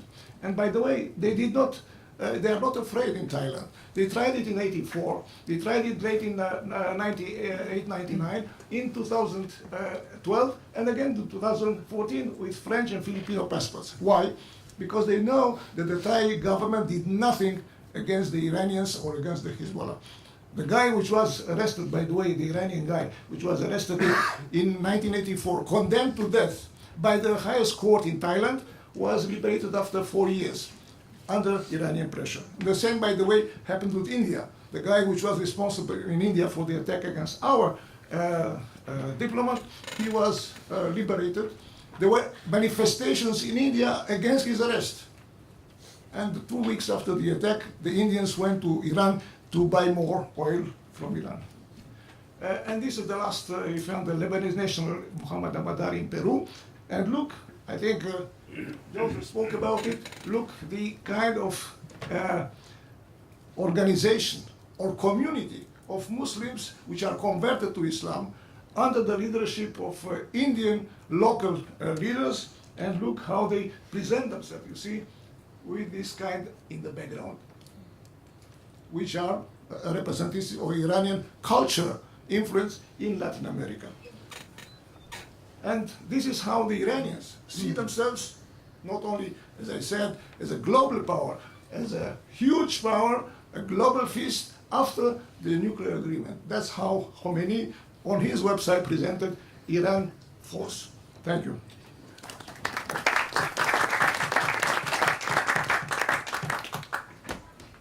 Well, that was some good pictures.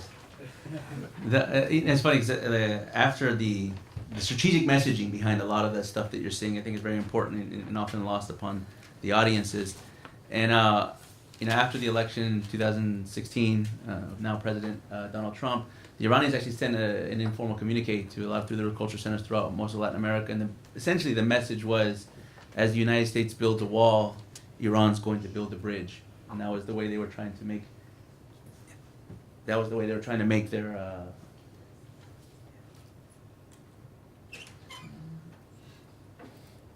Boom. Okay. Okay, so we're now down to our final speaker, and let me spend a little bit, use a minute or so, just to introduce him to make sure you know who he is, and just to symbolize the importance of his presence here in Israel and at the conference. Is also I'm going to serve as a translator for our next speaker. By just show of hands, how many people here speak Spanish? Oh, okay, so you'll be able to test my translation skills. How many don't? Actually, better yet, how many don't speak Spanish? That's about half. Okay, good. So if I say something wrong, I stand corrected. But our next guest is a good friend of mine. He's a very distinguished guest from Argentina. As I mentioned early in the beginning of the conversation, the thread of a lot of our presentations, a lot of our knowledge, and a lot of our awareness of this problem set of Iran, Hezbollah, and Latin America has come from a tragedy that happened in Argentina now 24 years ago. The tragic attack on the AMIA Cultural Center, the Jewish Cultural Center in Buenos Aires, Argentina, that killed 85 people and injured several hundred more. That attack, which to this day has not been indicted, that hasn't found justice yet, is not for the lack of effort on the folks of Argentina. Matter of fact, it's because of a very complicated issue that has to do with state sponsorship of terrorism that deals with another country, most notably the Islamic Republic of Iran. The investigation that was done in 2002 to 2003 that eventually led to the indictments presented by Alberto Nisman in 2006, that investigation was carried forward by the Argentine intelligence services, formerly known as CIDE, the acronym for the Argentine intelligence. The director of the CIDE, the director of Argentine intelligence, is our distinguished guest, Miguel Ángel Toma. He, aside from the report that Nisman put out, which is a publicly available document, it's about a 600-page report. Aside from that report, there's about 1,500 other pages that back up that report, which is an intelligence report that gives the evidence to substantiate the indictments that were presented by the Argentine government. Those 1,500 pages are hopefully in the process of being declassified in Argentina so that everyone can see what exactly took place in Argentina with a great level of detail, and would just quell any debate or still some speculation as to whether Iran or Hezbollah actually did carry forward the AMIA attack. But I've got a chance to look at some of that evidence, and it's very, very, very clear once you to examine it. Miguel, aside from being the director of intelligence in Argentina, he was also retired. He's served in the Argentine Congress for almost 2 decades or more, and he served in the president of the Commission on Intelligence, the president on the Commission of Defense. He's still a really relevant actor in Argentine politics, has a close and continuing relationship with the president of Argentina, Mauricio Macri, and he's going to present to us in Spanish the latest related to several cases ongoing in Argentina, how we got to this point, and what's the most relevant for the international community to understand. So without further ado, I'd like, with a round of applause, to welcome our distinguished guest, Miguel Ángel Toma.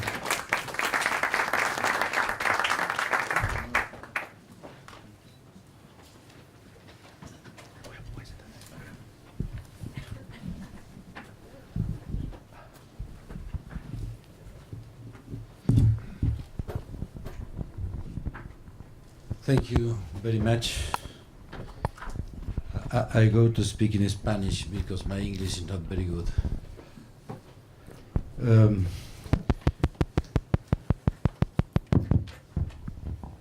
Es importante señalar que hasta el año 1992-1994, la penetración de Irán en América Latina y en Argentina en particular se basaba en 4 aspectos centrales: el cultural, el religioso, el de la inteligencia y el comercial.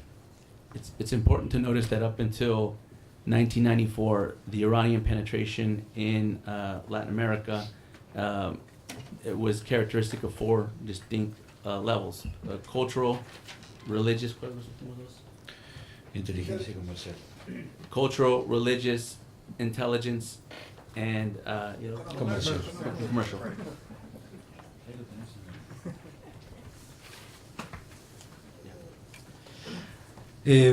Los dos primeros, el cultural y el religioso, bajo la órbita del Ershad, el Ministerio de Orientación y Propaganda de Irán. Los dos últimos, el de inteligencia y el comercial, dirigidos por el MOIS, o BEBAC, la estructura de inteligencia iraní, y las empresas de cobertura, que también estaban vinculadas al Ministerio de Relaciones Exteriores de Irán. So the first two, the cultural religious, were under the command and control of the Irshad, the information ministry from Iran. And the second two, the intelligence and commercial, were under the command and control of the MOIS, the intelligence ministry of Iran, that also controlled the cover platform for the commercial companies that were operating in Argentina. El atentado a la embajada en 1992, en la embajada de Israel, y el atentado a la AMIA en 1994, son un cambio de calidad en la relación y en la penetración de Irán en América Latina. Y es un cambio de calidad porque por primera vez se verifica que no solo tienen la capacidad de penetrar en estos ámbitos, sino también de ejecutar un acto terrorista. Es el primer acto, son los dos primeros actos terroristas de Irán en América Latina. So the quality of Iran presence and activities in Latin America went undergoing a tremendous shift in 1992 and 1994 when they carried out their attacks, because previous to that, well, they were obviously present and active. That presence and activity had not operationalized into an actual attack. So after 94, the operational aspect became much more profound, because it was the first time in the history of Latin America that Iran or Hezbollah had actually taken an action, a terrorist action, on a target in the region. Obviamente, esto que acabo de señalar está vinculado a dos decisiones que toma el gobierno peronista del presidente Menem en el año 91, que es la suspensión del proyecto misilístico Cóndor y la suspensión del Tratado de Cooperación Nuclear entre Argentina e Irán. This change in the quality of the calculus of Iran and Argentina was provoked by two significant shifts in policy between Argentina and Iran at the time.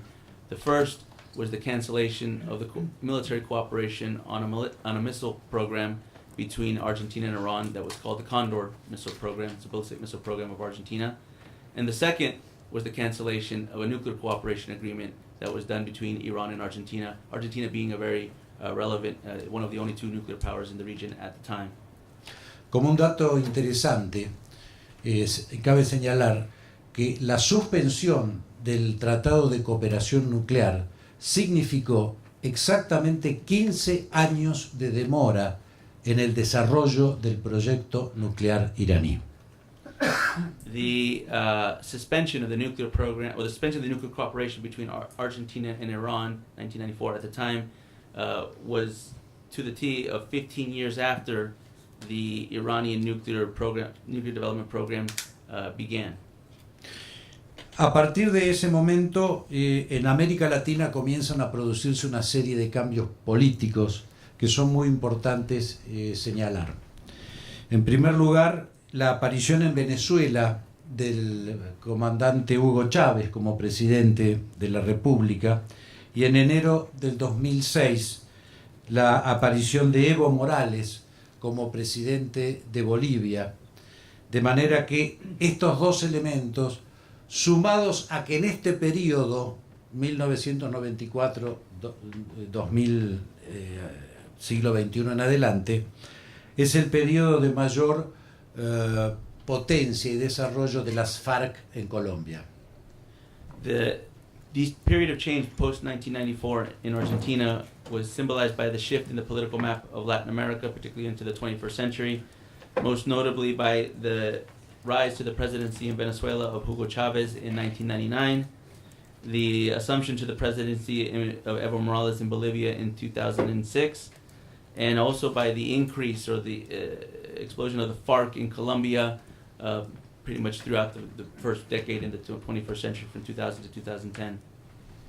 Venezuela le permite a Irán tener una cabecera de playa en su país, en tanto es el primer gobierno aliado, el primer estado aliado que le ofrece una cabecera de playa, una base territorial a Irán, como se ha visto en algunas de las exposiciones recientes. Venezuela was particularly important to this change in the political landscape of Latin America, most notably because for the first time it provided Iran a state cover and a beachhead into the region that it previously did not exist, including connections to informal actors and asymmetric actors such as the FARC in neighboring Colombia, some of which have been presented earlier. Esto le permite profundizar también los vínculos con la FARC, porque la relación Venezuela-FARC, como se ha dicho, era muy estrecha, y yo quiero señalar, por ejemplo, que el explosivo, el EAP, el explosivo de alto poder, que hace explotar el camión, la camioneta que destruye la AMIA, ingresa a la Argentina a través de Iran Shipping Lines y proviene de Venezuela, de FARC. Son las FARC las que proveen el tren de fuego del explosivo en la AMIA. Highlighting a bit of the connection via Venezuela to the FARC in Colombia via Hezbollah and Iran, is he wanted to give an example. The bombing in Buenos Aires in 1994, the explosives that were used in the bombing, the C4 that was used in the bombing, the shipment of those explosives to Argentina was carried out by Islamic Republic of Iran shipping lines, Arisul, and the route that went through to get that to get those explosives into Argentina passed through Colombia, and it was handled by the FARC. Le permite también a Irán el lavado de dinero, especialmente durante el periodo en que se producen las limitaciones por parte de Occidente por el desarrollo del plan nuclear iraní. El dato más importante o significativo es cuando se detiene la Alemania al expresidente del Banco Central de Irán, Tashbab Mazaheri, con un cheque de 300 millones de bolívares, o sea, 70 millones de dólares. Este señor era el presidente de Export Development Bank of Iran y de su filial en Venezuela.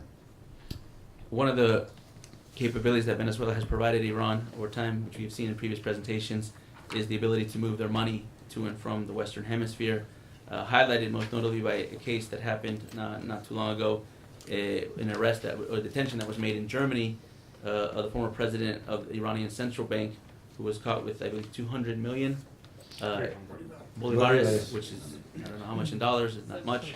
$70 million that he was caught with that money in his possession while he was passing through Germany, coming from Venezuela to Iran.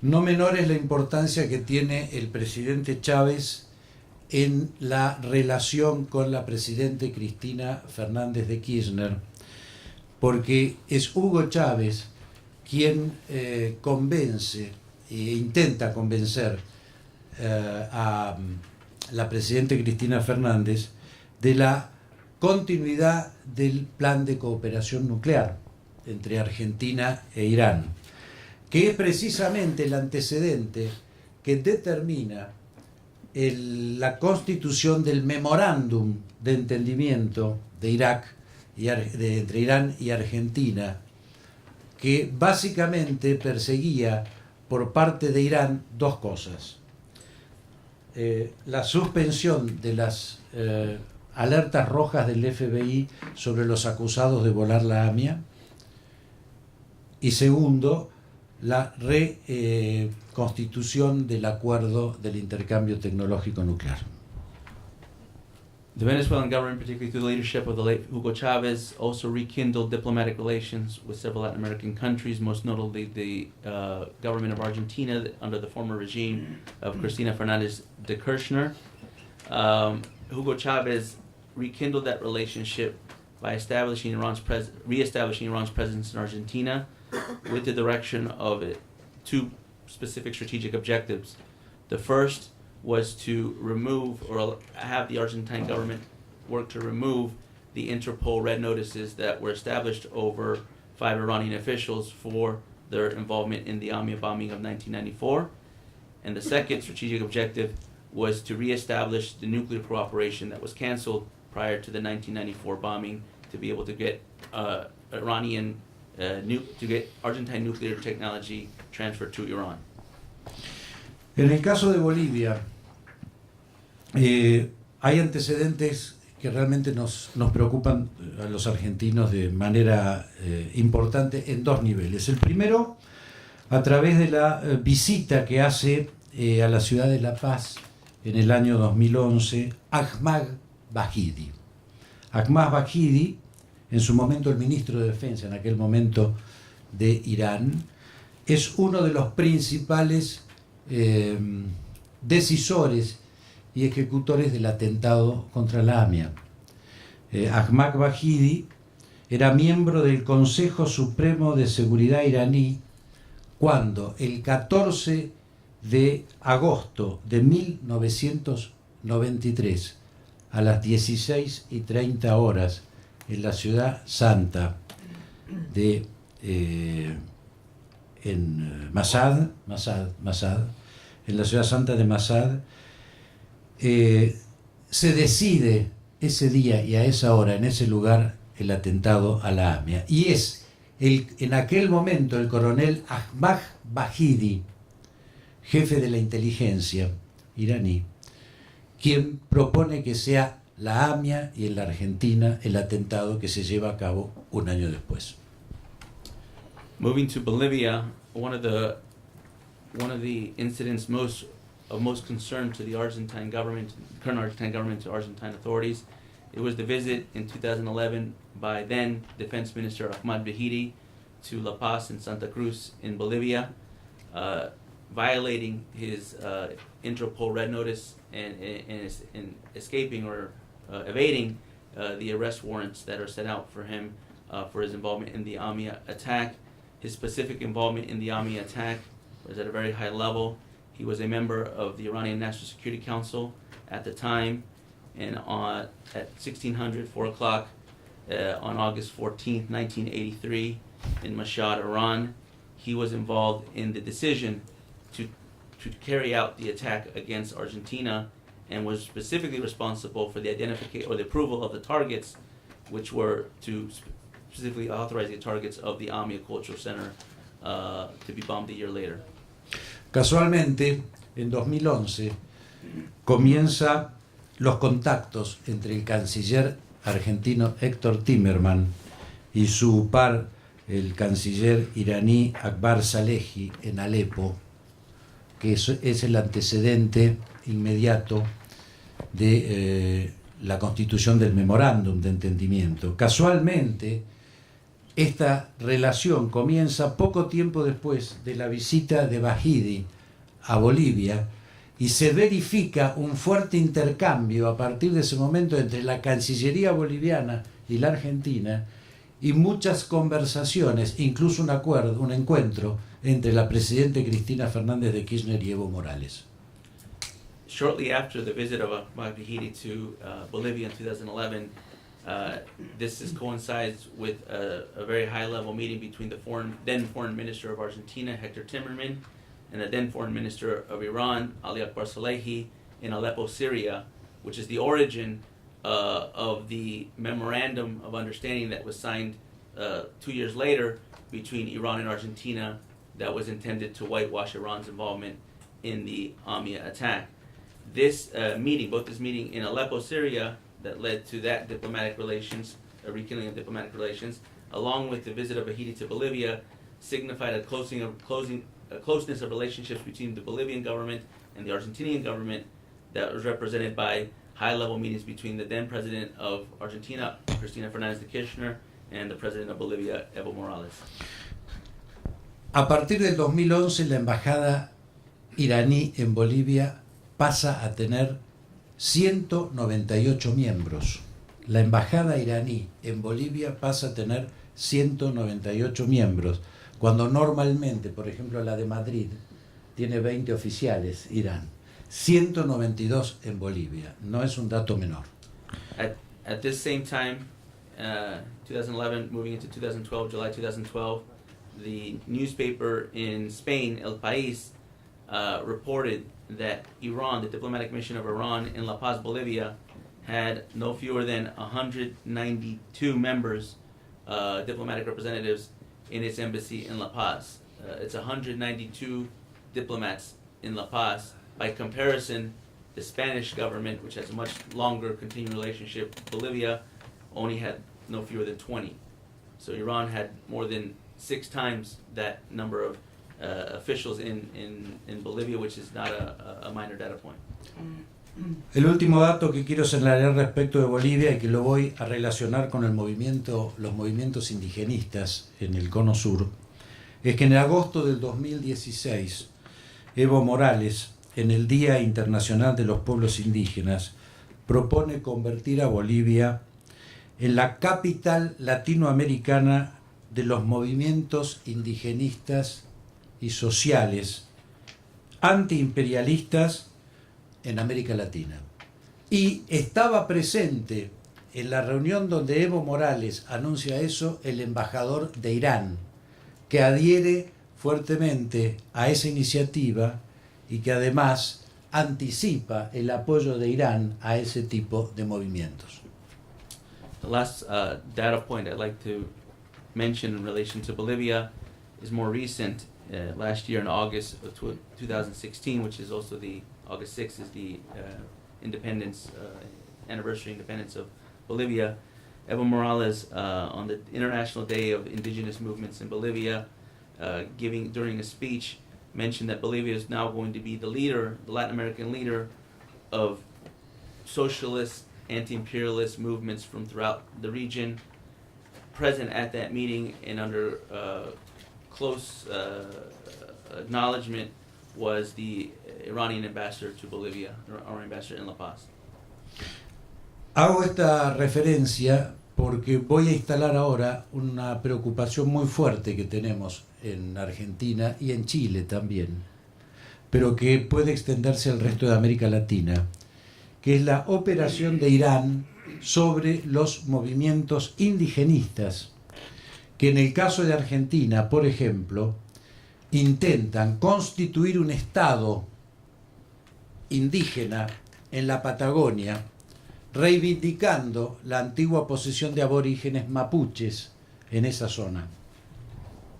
The significance of the declaration made by Evo Morales of being the leader of indigenous movements throughout Latin America is a tremendous concern to Argentina and Chile, because in Argentina and Chile they are now undergoing social conflicts that have to do with indigenous groups in the Patagonia, southern region of Argentina, in which there is a presence of these groups in relation with Iran. A partir de que el ejército colombiano ataca un campamento de las FARC y mata al segundo jefe de las FARC, el que estaba detrás de Timoshenko, que era Raúl Reyes, se le secuestra a Reyes una computadora. Y en esa computadora se descubren correos entre Reyes, FARC, y un señor llamado Facundo Jones Walla, que es un jefe de una agrupación que se llama RAM, Resistencia Ancestral Mapuche, que es la que provoca actos de terrorismo permanentes en la zona patagónica de Argentina y Chile. The same year, 2015, the Colombian police discovered through an older operation, this is a very historic operation against the FARC, I think the operation was in 2008 or 2007, was the bombing of a FARC camp where they captured the laptop of a former FARC commander named Raúl Reyes, and in those files they found a connection between the FARC and a prominent activist movement in Argentina called the Quebracho, led by a gentleman named Fernando Steche. No, the connection between the Quebracho and the FARC was through a gentleman named Ese es el próximo paso. Facundo Jones Huala, who is a representative of an indigenous group in Argentina called the Mapuches. So just to make that clear, the FARC connection to Quebracho in Argentina was transitioned through the Mapuche network, which is what Miguel mentioned as a concern. Todavía no dije eso.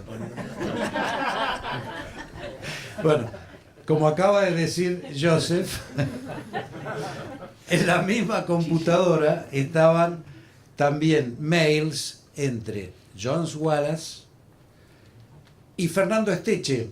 Fernando Steche, lo acaba de señalar él, es el jefe de Quebracho, que es una organización violenta en Argentina. Pero ¿cuál es la característica principal de Fernando Steche? Fernando Steche, junto con Luis Delía y Yusuf Jalil, son quienes hacen una diplomacia paralela entre Argentina e Irán, negociando los acuerdos económicos que van a dar lugar al memorándum de entendimiento del año 2015. Okay, so I translated the part before. The more second part of what Miguel just said is, who is Fernando Steche? Aside from being the leader of the Quebracho movement in Argentina, he is also, along with two other members, Luis Delia and Yusuf Halil, part of a network in Argentina that worked the back channels so that Iran and Argentina could establish that memorandum of understanding to rekindle that relationship and whitewash their involvement. En esos intercambios de correos, básicamente se trataban de dos cosas. El apoyo y la formación militar de las FARC a los militantes de RAM, de esta estructura terrorista o semiterrorista pseudo-mapuche, y también la vinculación económica y el apoyo logístico a Fernando Steche y el grupo Quebracho por parte de las FARC.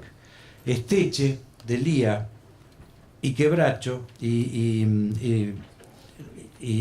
jefe de Quebracho aparecen en una foto.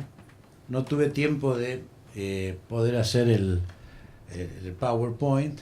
Una foto con Moshen Rabbani.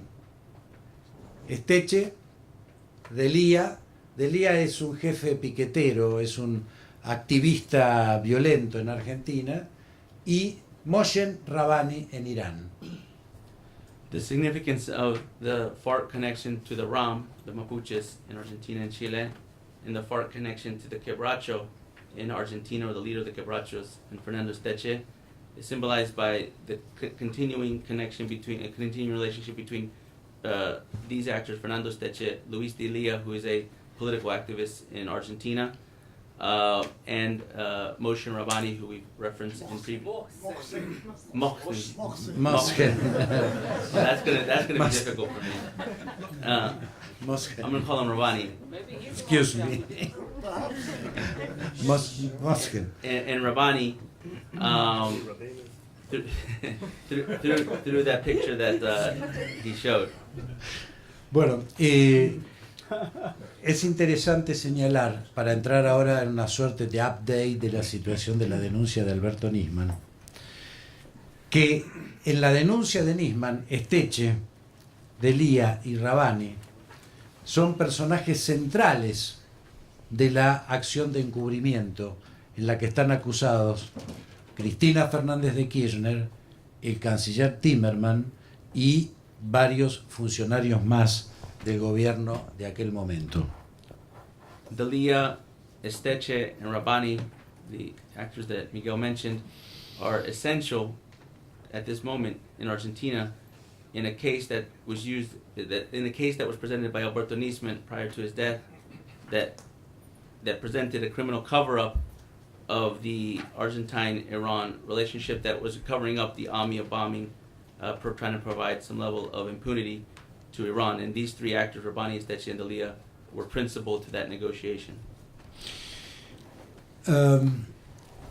Cuando el fiscal Alberto Nisman presenta su denuncia por encubrimiento contra la expresidente y los demás funcionarios,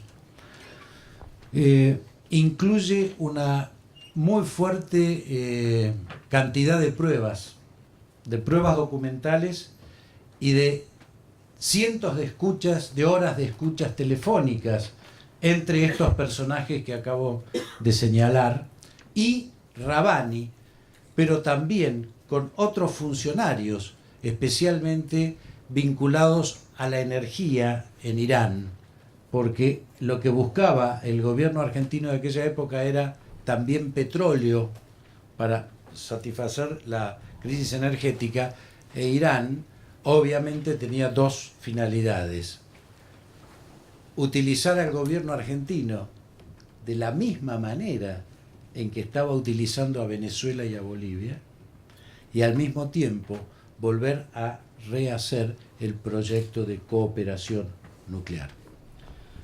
The case that Nisman presented prior to his death, showing the cover-up that was involved with the former president of Argentina and her regime, her government, with Iran, that memorandum of understanding, was backed up by thousands of hours of wiretaps that were presented to the Argentine authorities, that were examined subsequently to lead to the involvement of Rabbani, Esteche, and Dalia in creating that cover-up.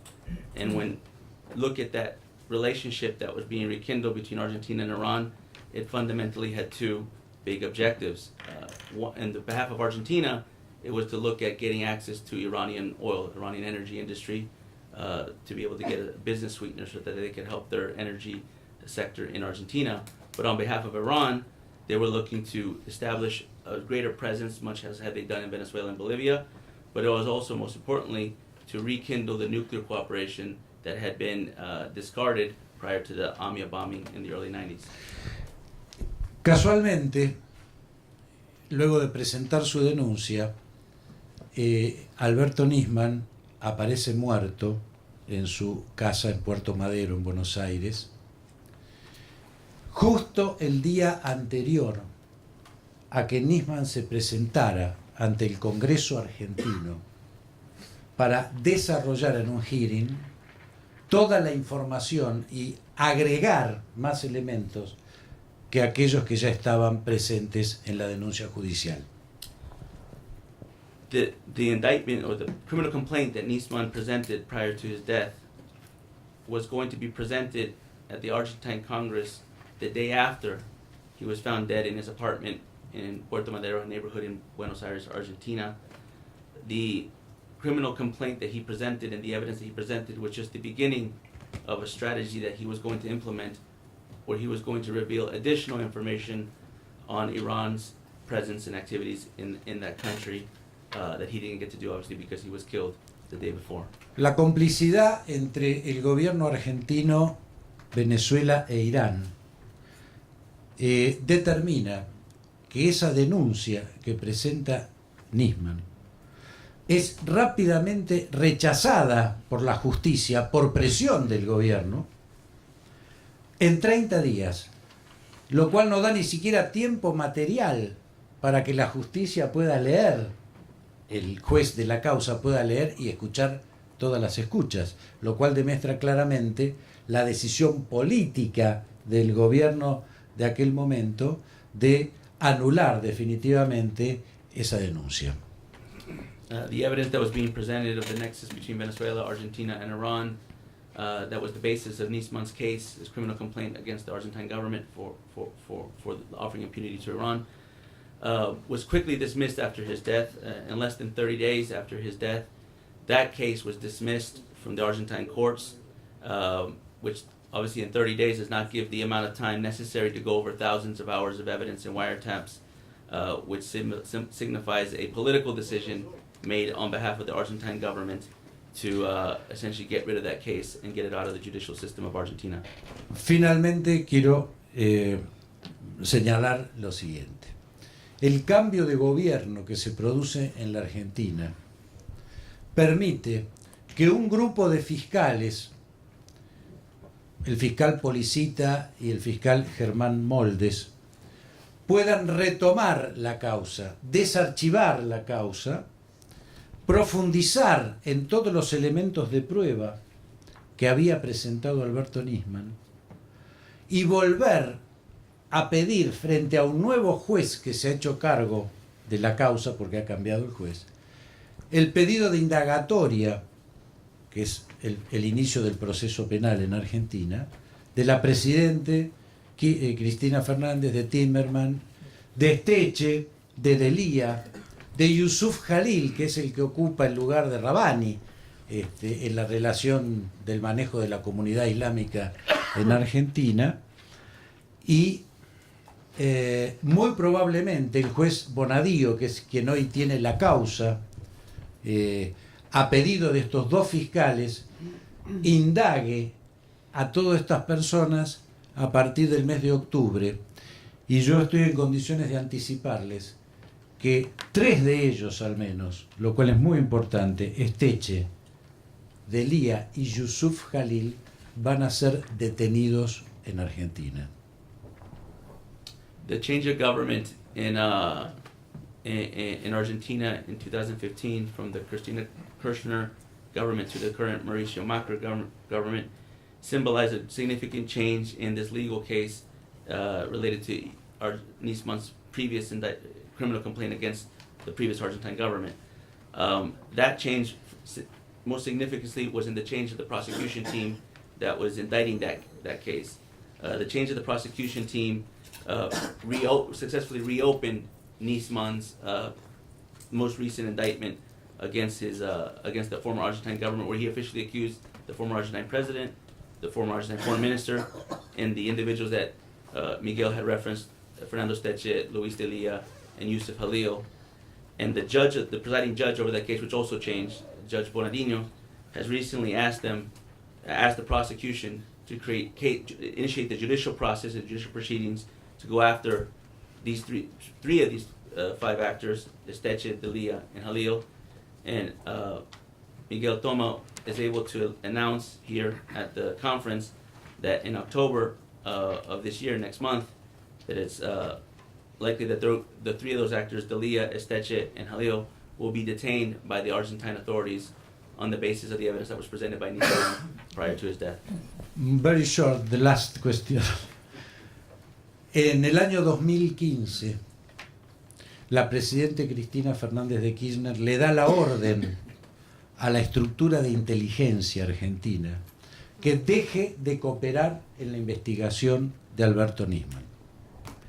Un grupo de agentes de la estructura de inteligencia que había trabajado conmigo en la investigación del informe AMIA, en cabeza del director de operaciones que yo había nombrado, que era Jaime Estiuso, decide no cumplir la orden y continúa colaborando con Nisman. En el año 2015, enero, es destruida la estructura de contraterrorismo de la inteligencia argentina y todos esos oficiales son echados, con lo cual hoy la Argentina no cuenta, y esto es muy importante señalarlo, con una estructura de inteligencia que nos permita colaborar y cooperar como lo hicimos sistemáticamente con Estados Unidos, con Israel, con Alemania, en esta lucha contra la penetración del fundamentalismo islámico en América y el aporte que podamos hacer en la lucha en contra del terrorismo. Muchas gracias.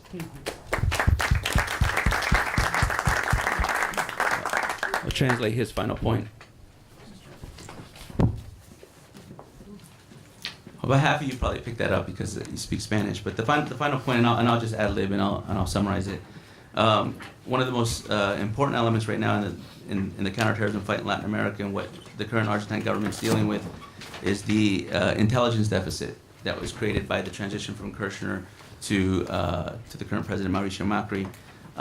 He mentioned a case. We mentioned an anecdote to where the previous president, President Kirchner of Argentina, gave an order to the Argentine intelligence services, about 2015, to stop investigating the Iranians in anything related to the Amia case. and to stop cooperating with Alberto Nisman. She gave a direct order to her intelligence services to stop cooperating with the Argentine prosecutor Nisman.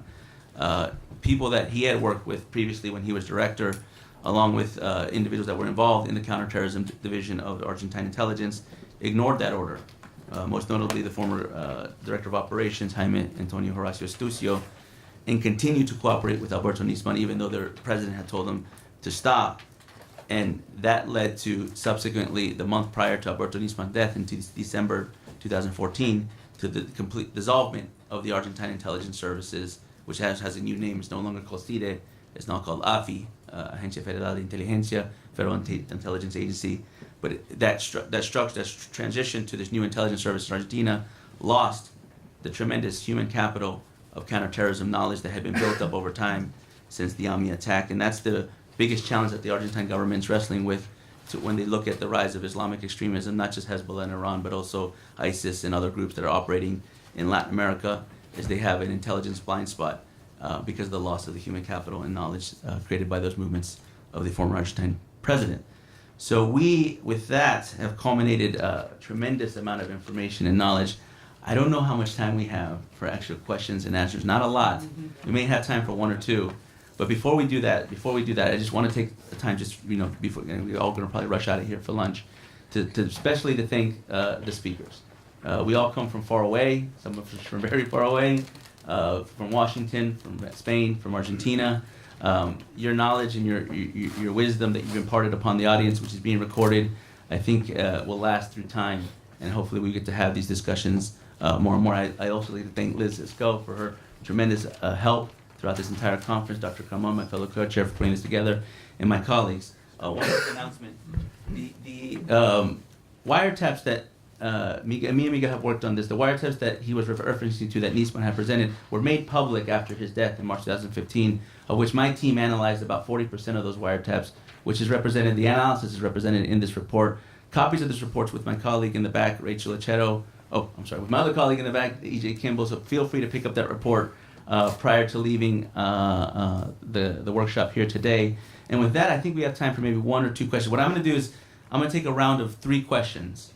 Don't feel bad if I left you out. It was limited to time, but I think the speakers will stick around so you could probably have some informal Q&A. And then I'm just going to go once through the panel to be able to answer very, very briefly to those three questions. Yeah, sure. And I do a lot of this in Latin America. In Latin America, the people tend to have comments with the question mark. So I would say we avoid any statements or comments, and please just keep it to short, brief questions to the point. Here is the question. Wait, one. We'll go with you first, gentlemen.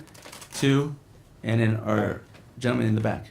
So 1, 2, and 3 with the red tie. So in order to save time, I'll make the question in Spanish, so it will be quicker, ¿no? No, English. ¿Nisman dejó copias de toda la información o no? Okay, so the question is did Nisman leave the information, copies of the information with anybody? Al final.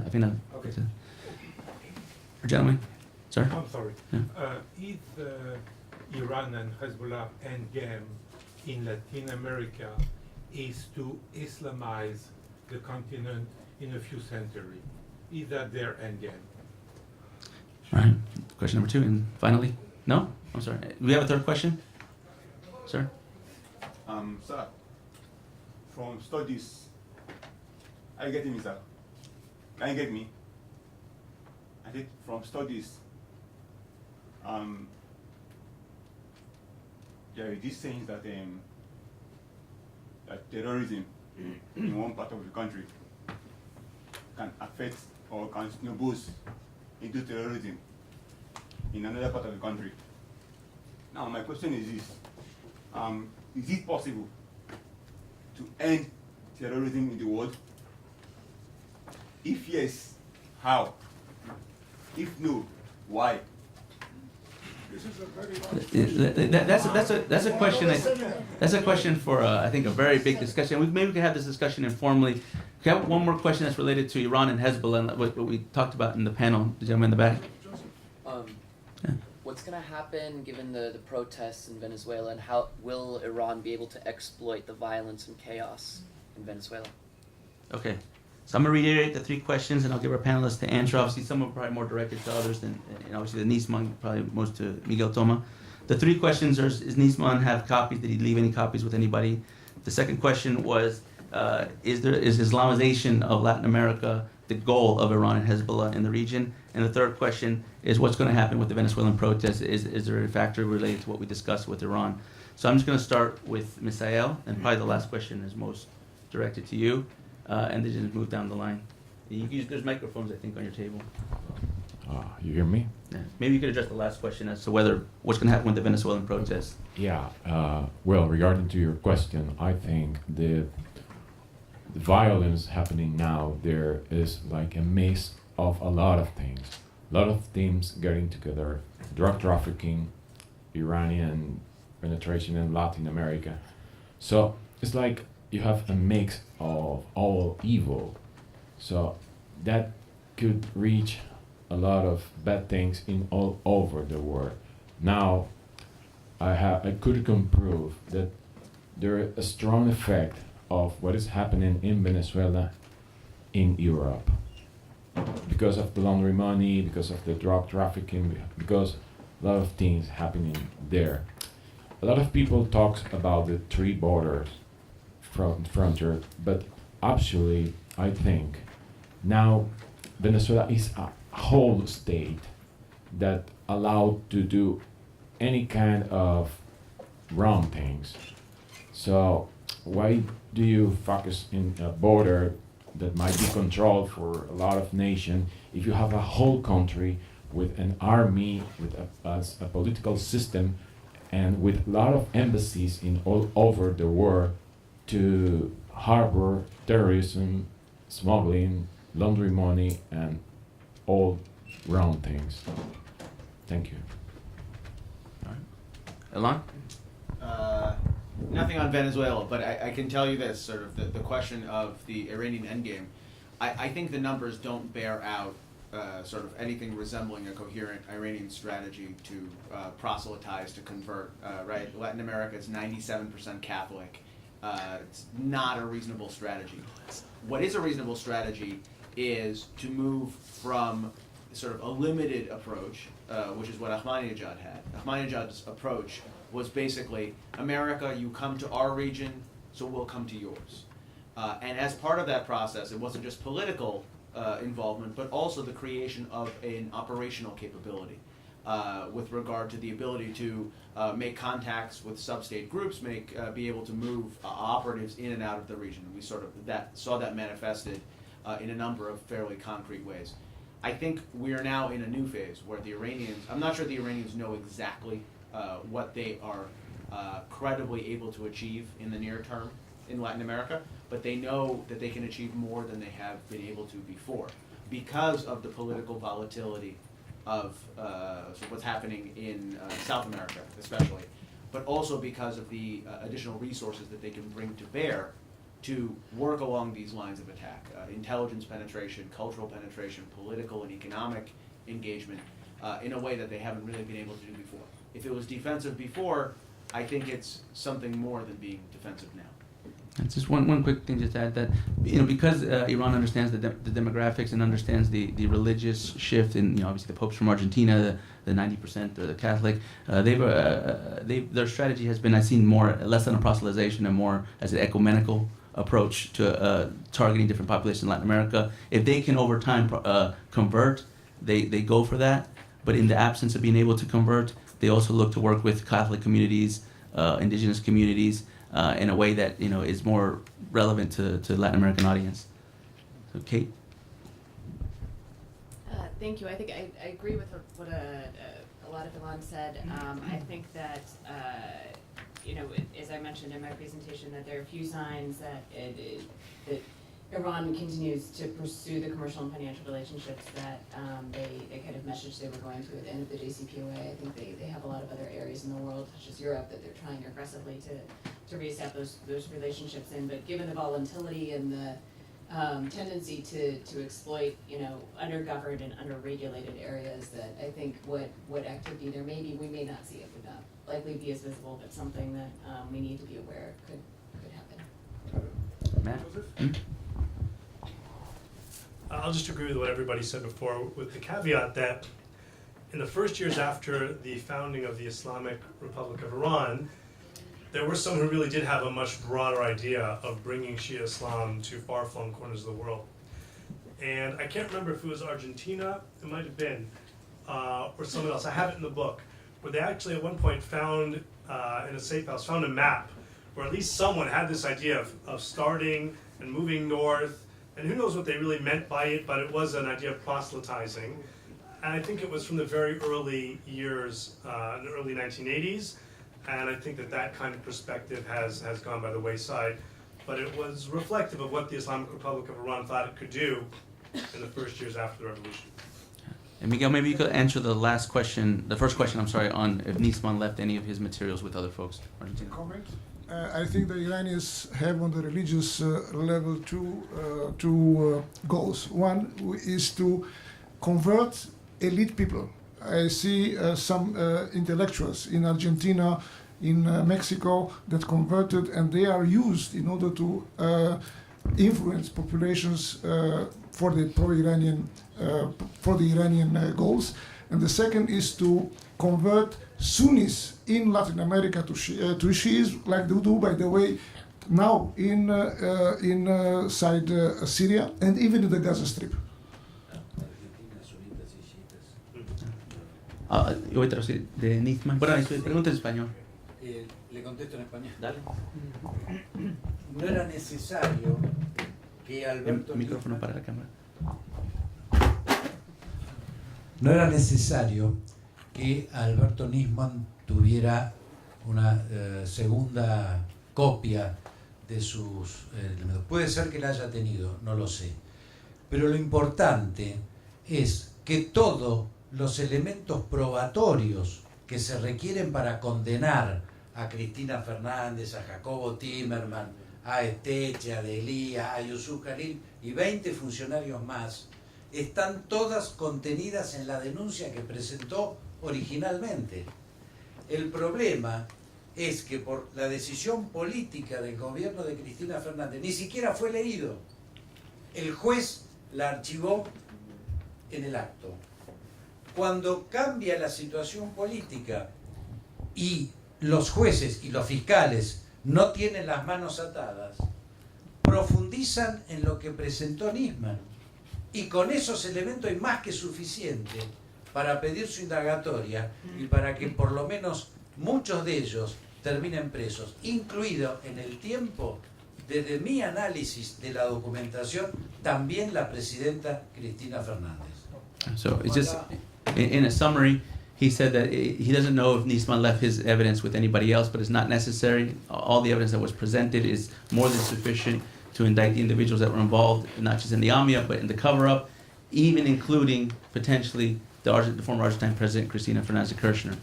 And with that, let me just thank all of you for being very patient with us. It was a long day. And I think the speakers will still be around for a little bit if you want to engage in a little bit more informal Q&A.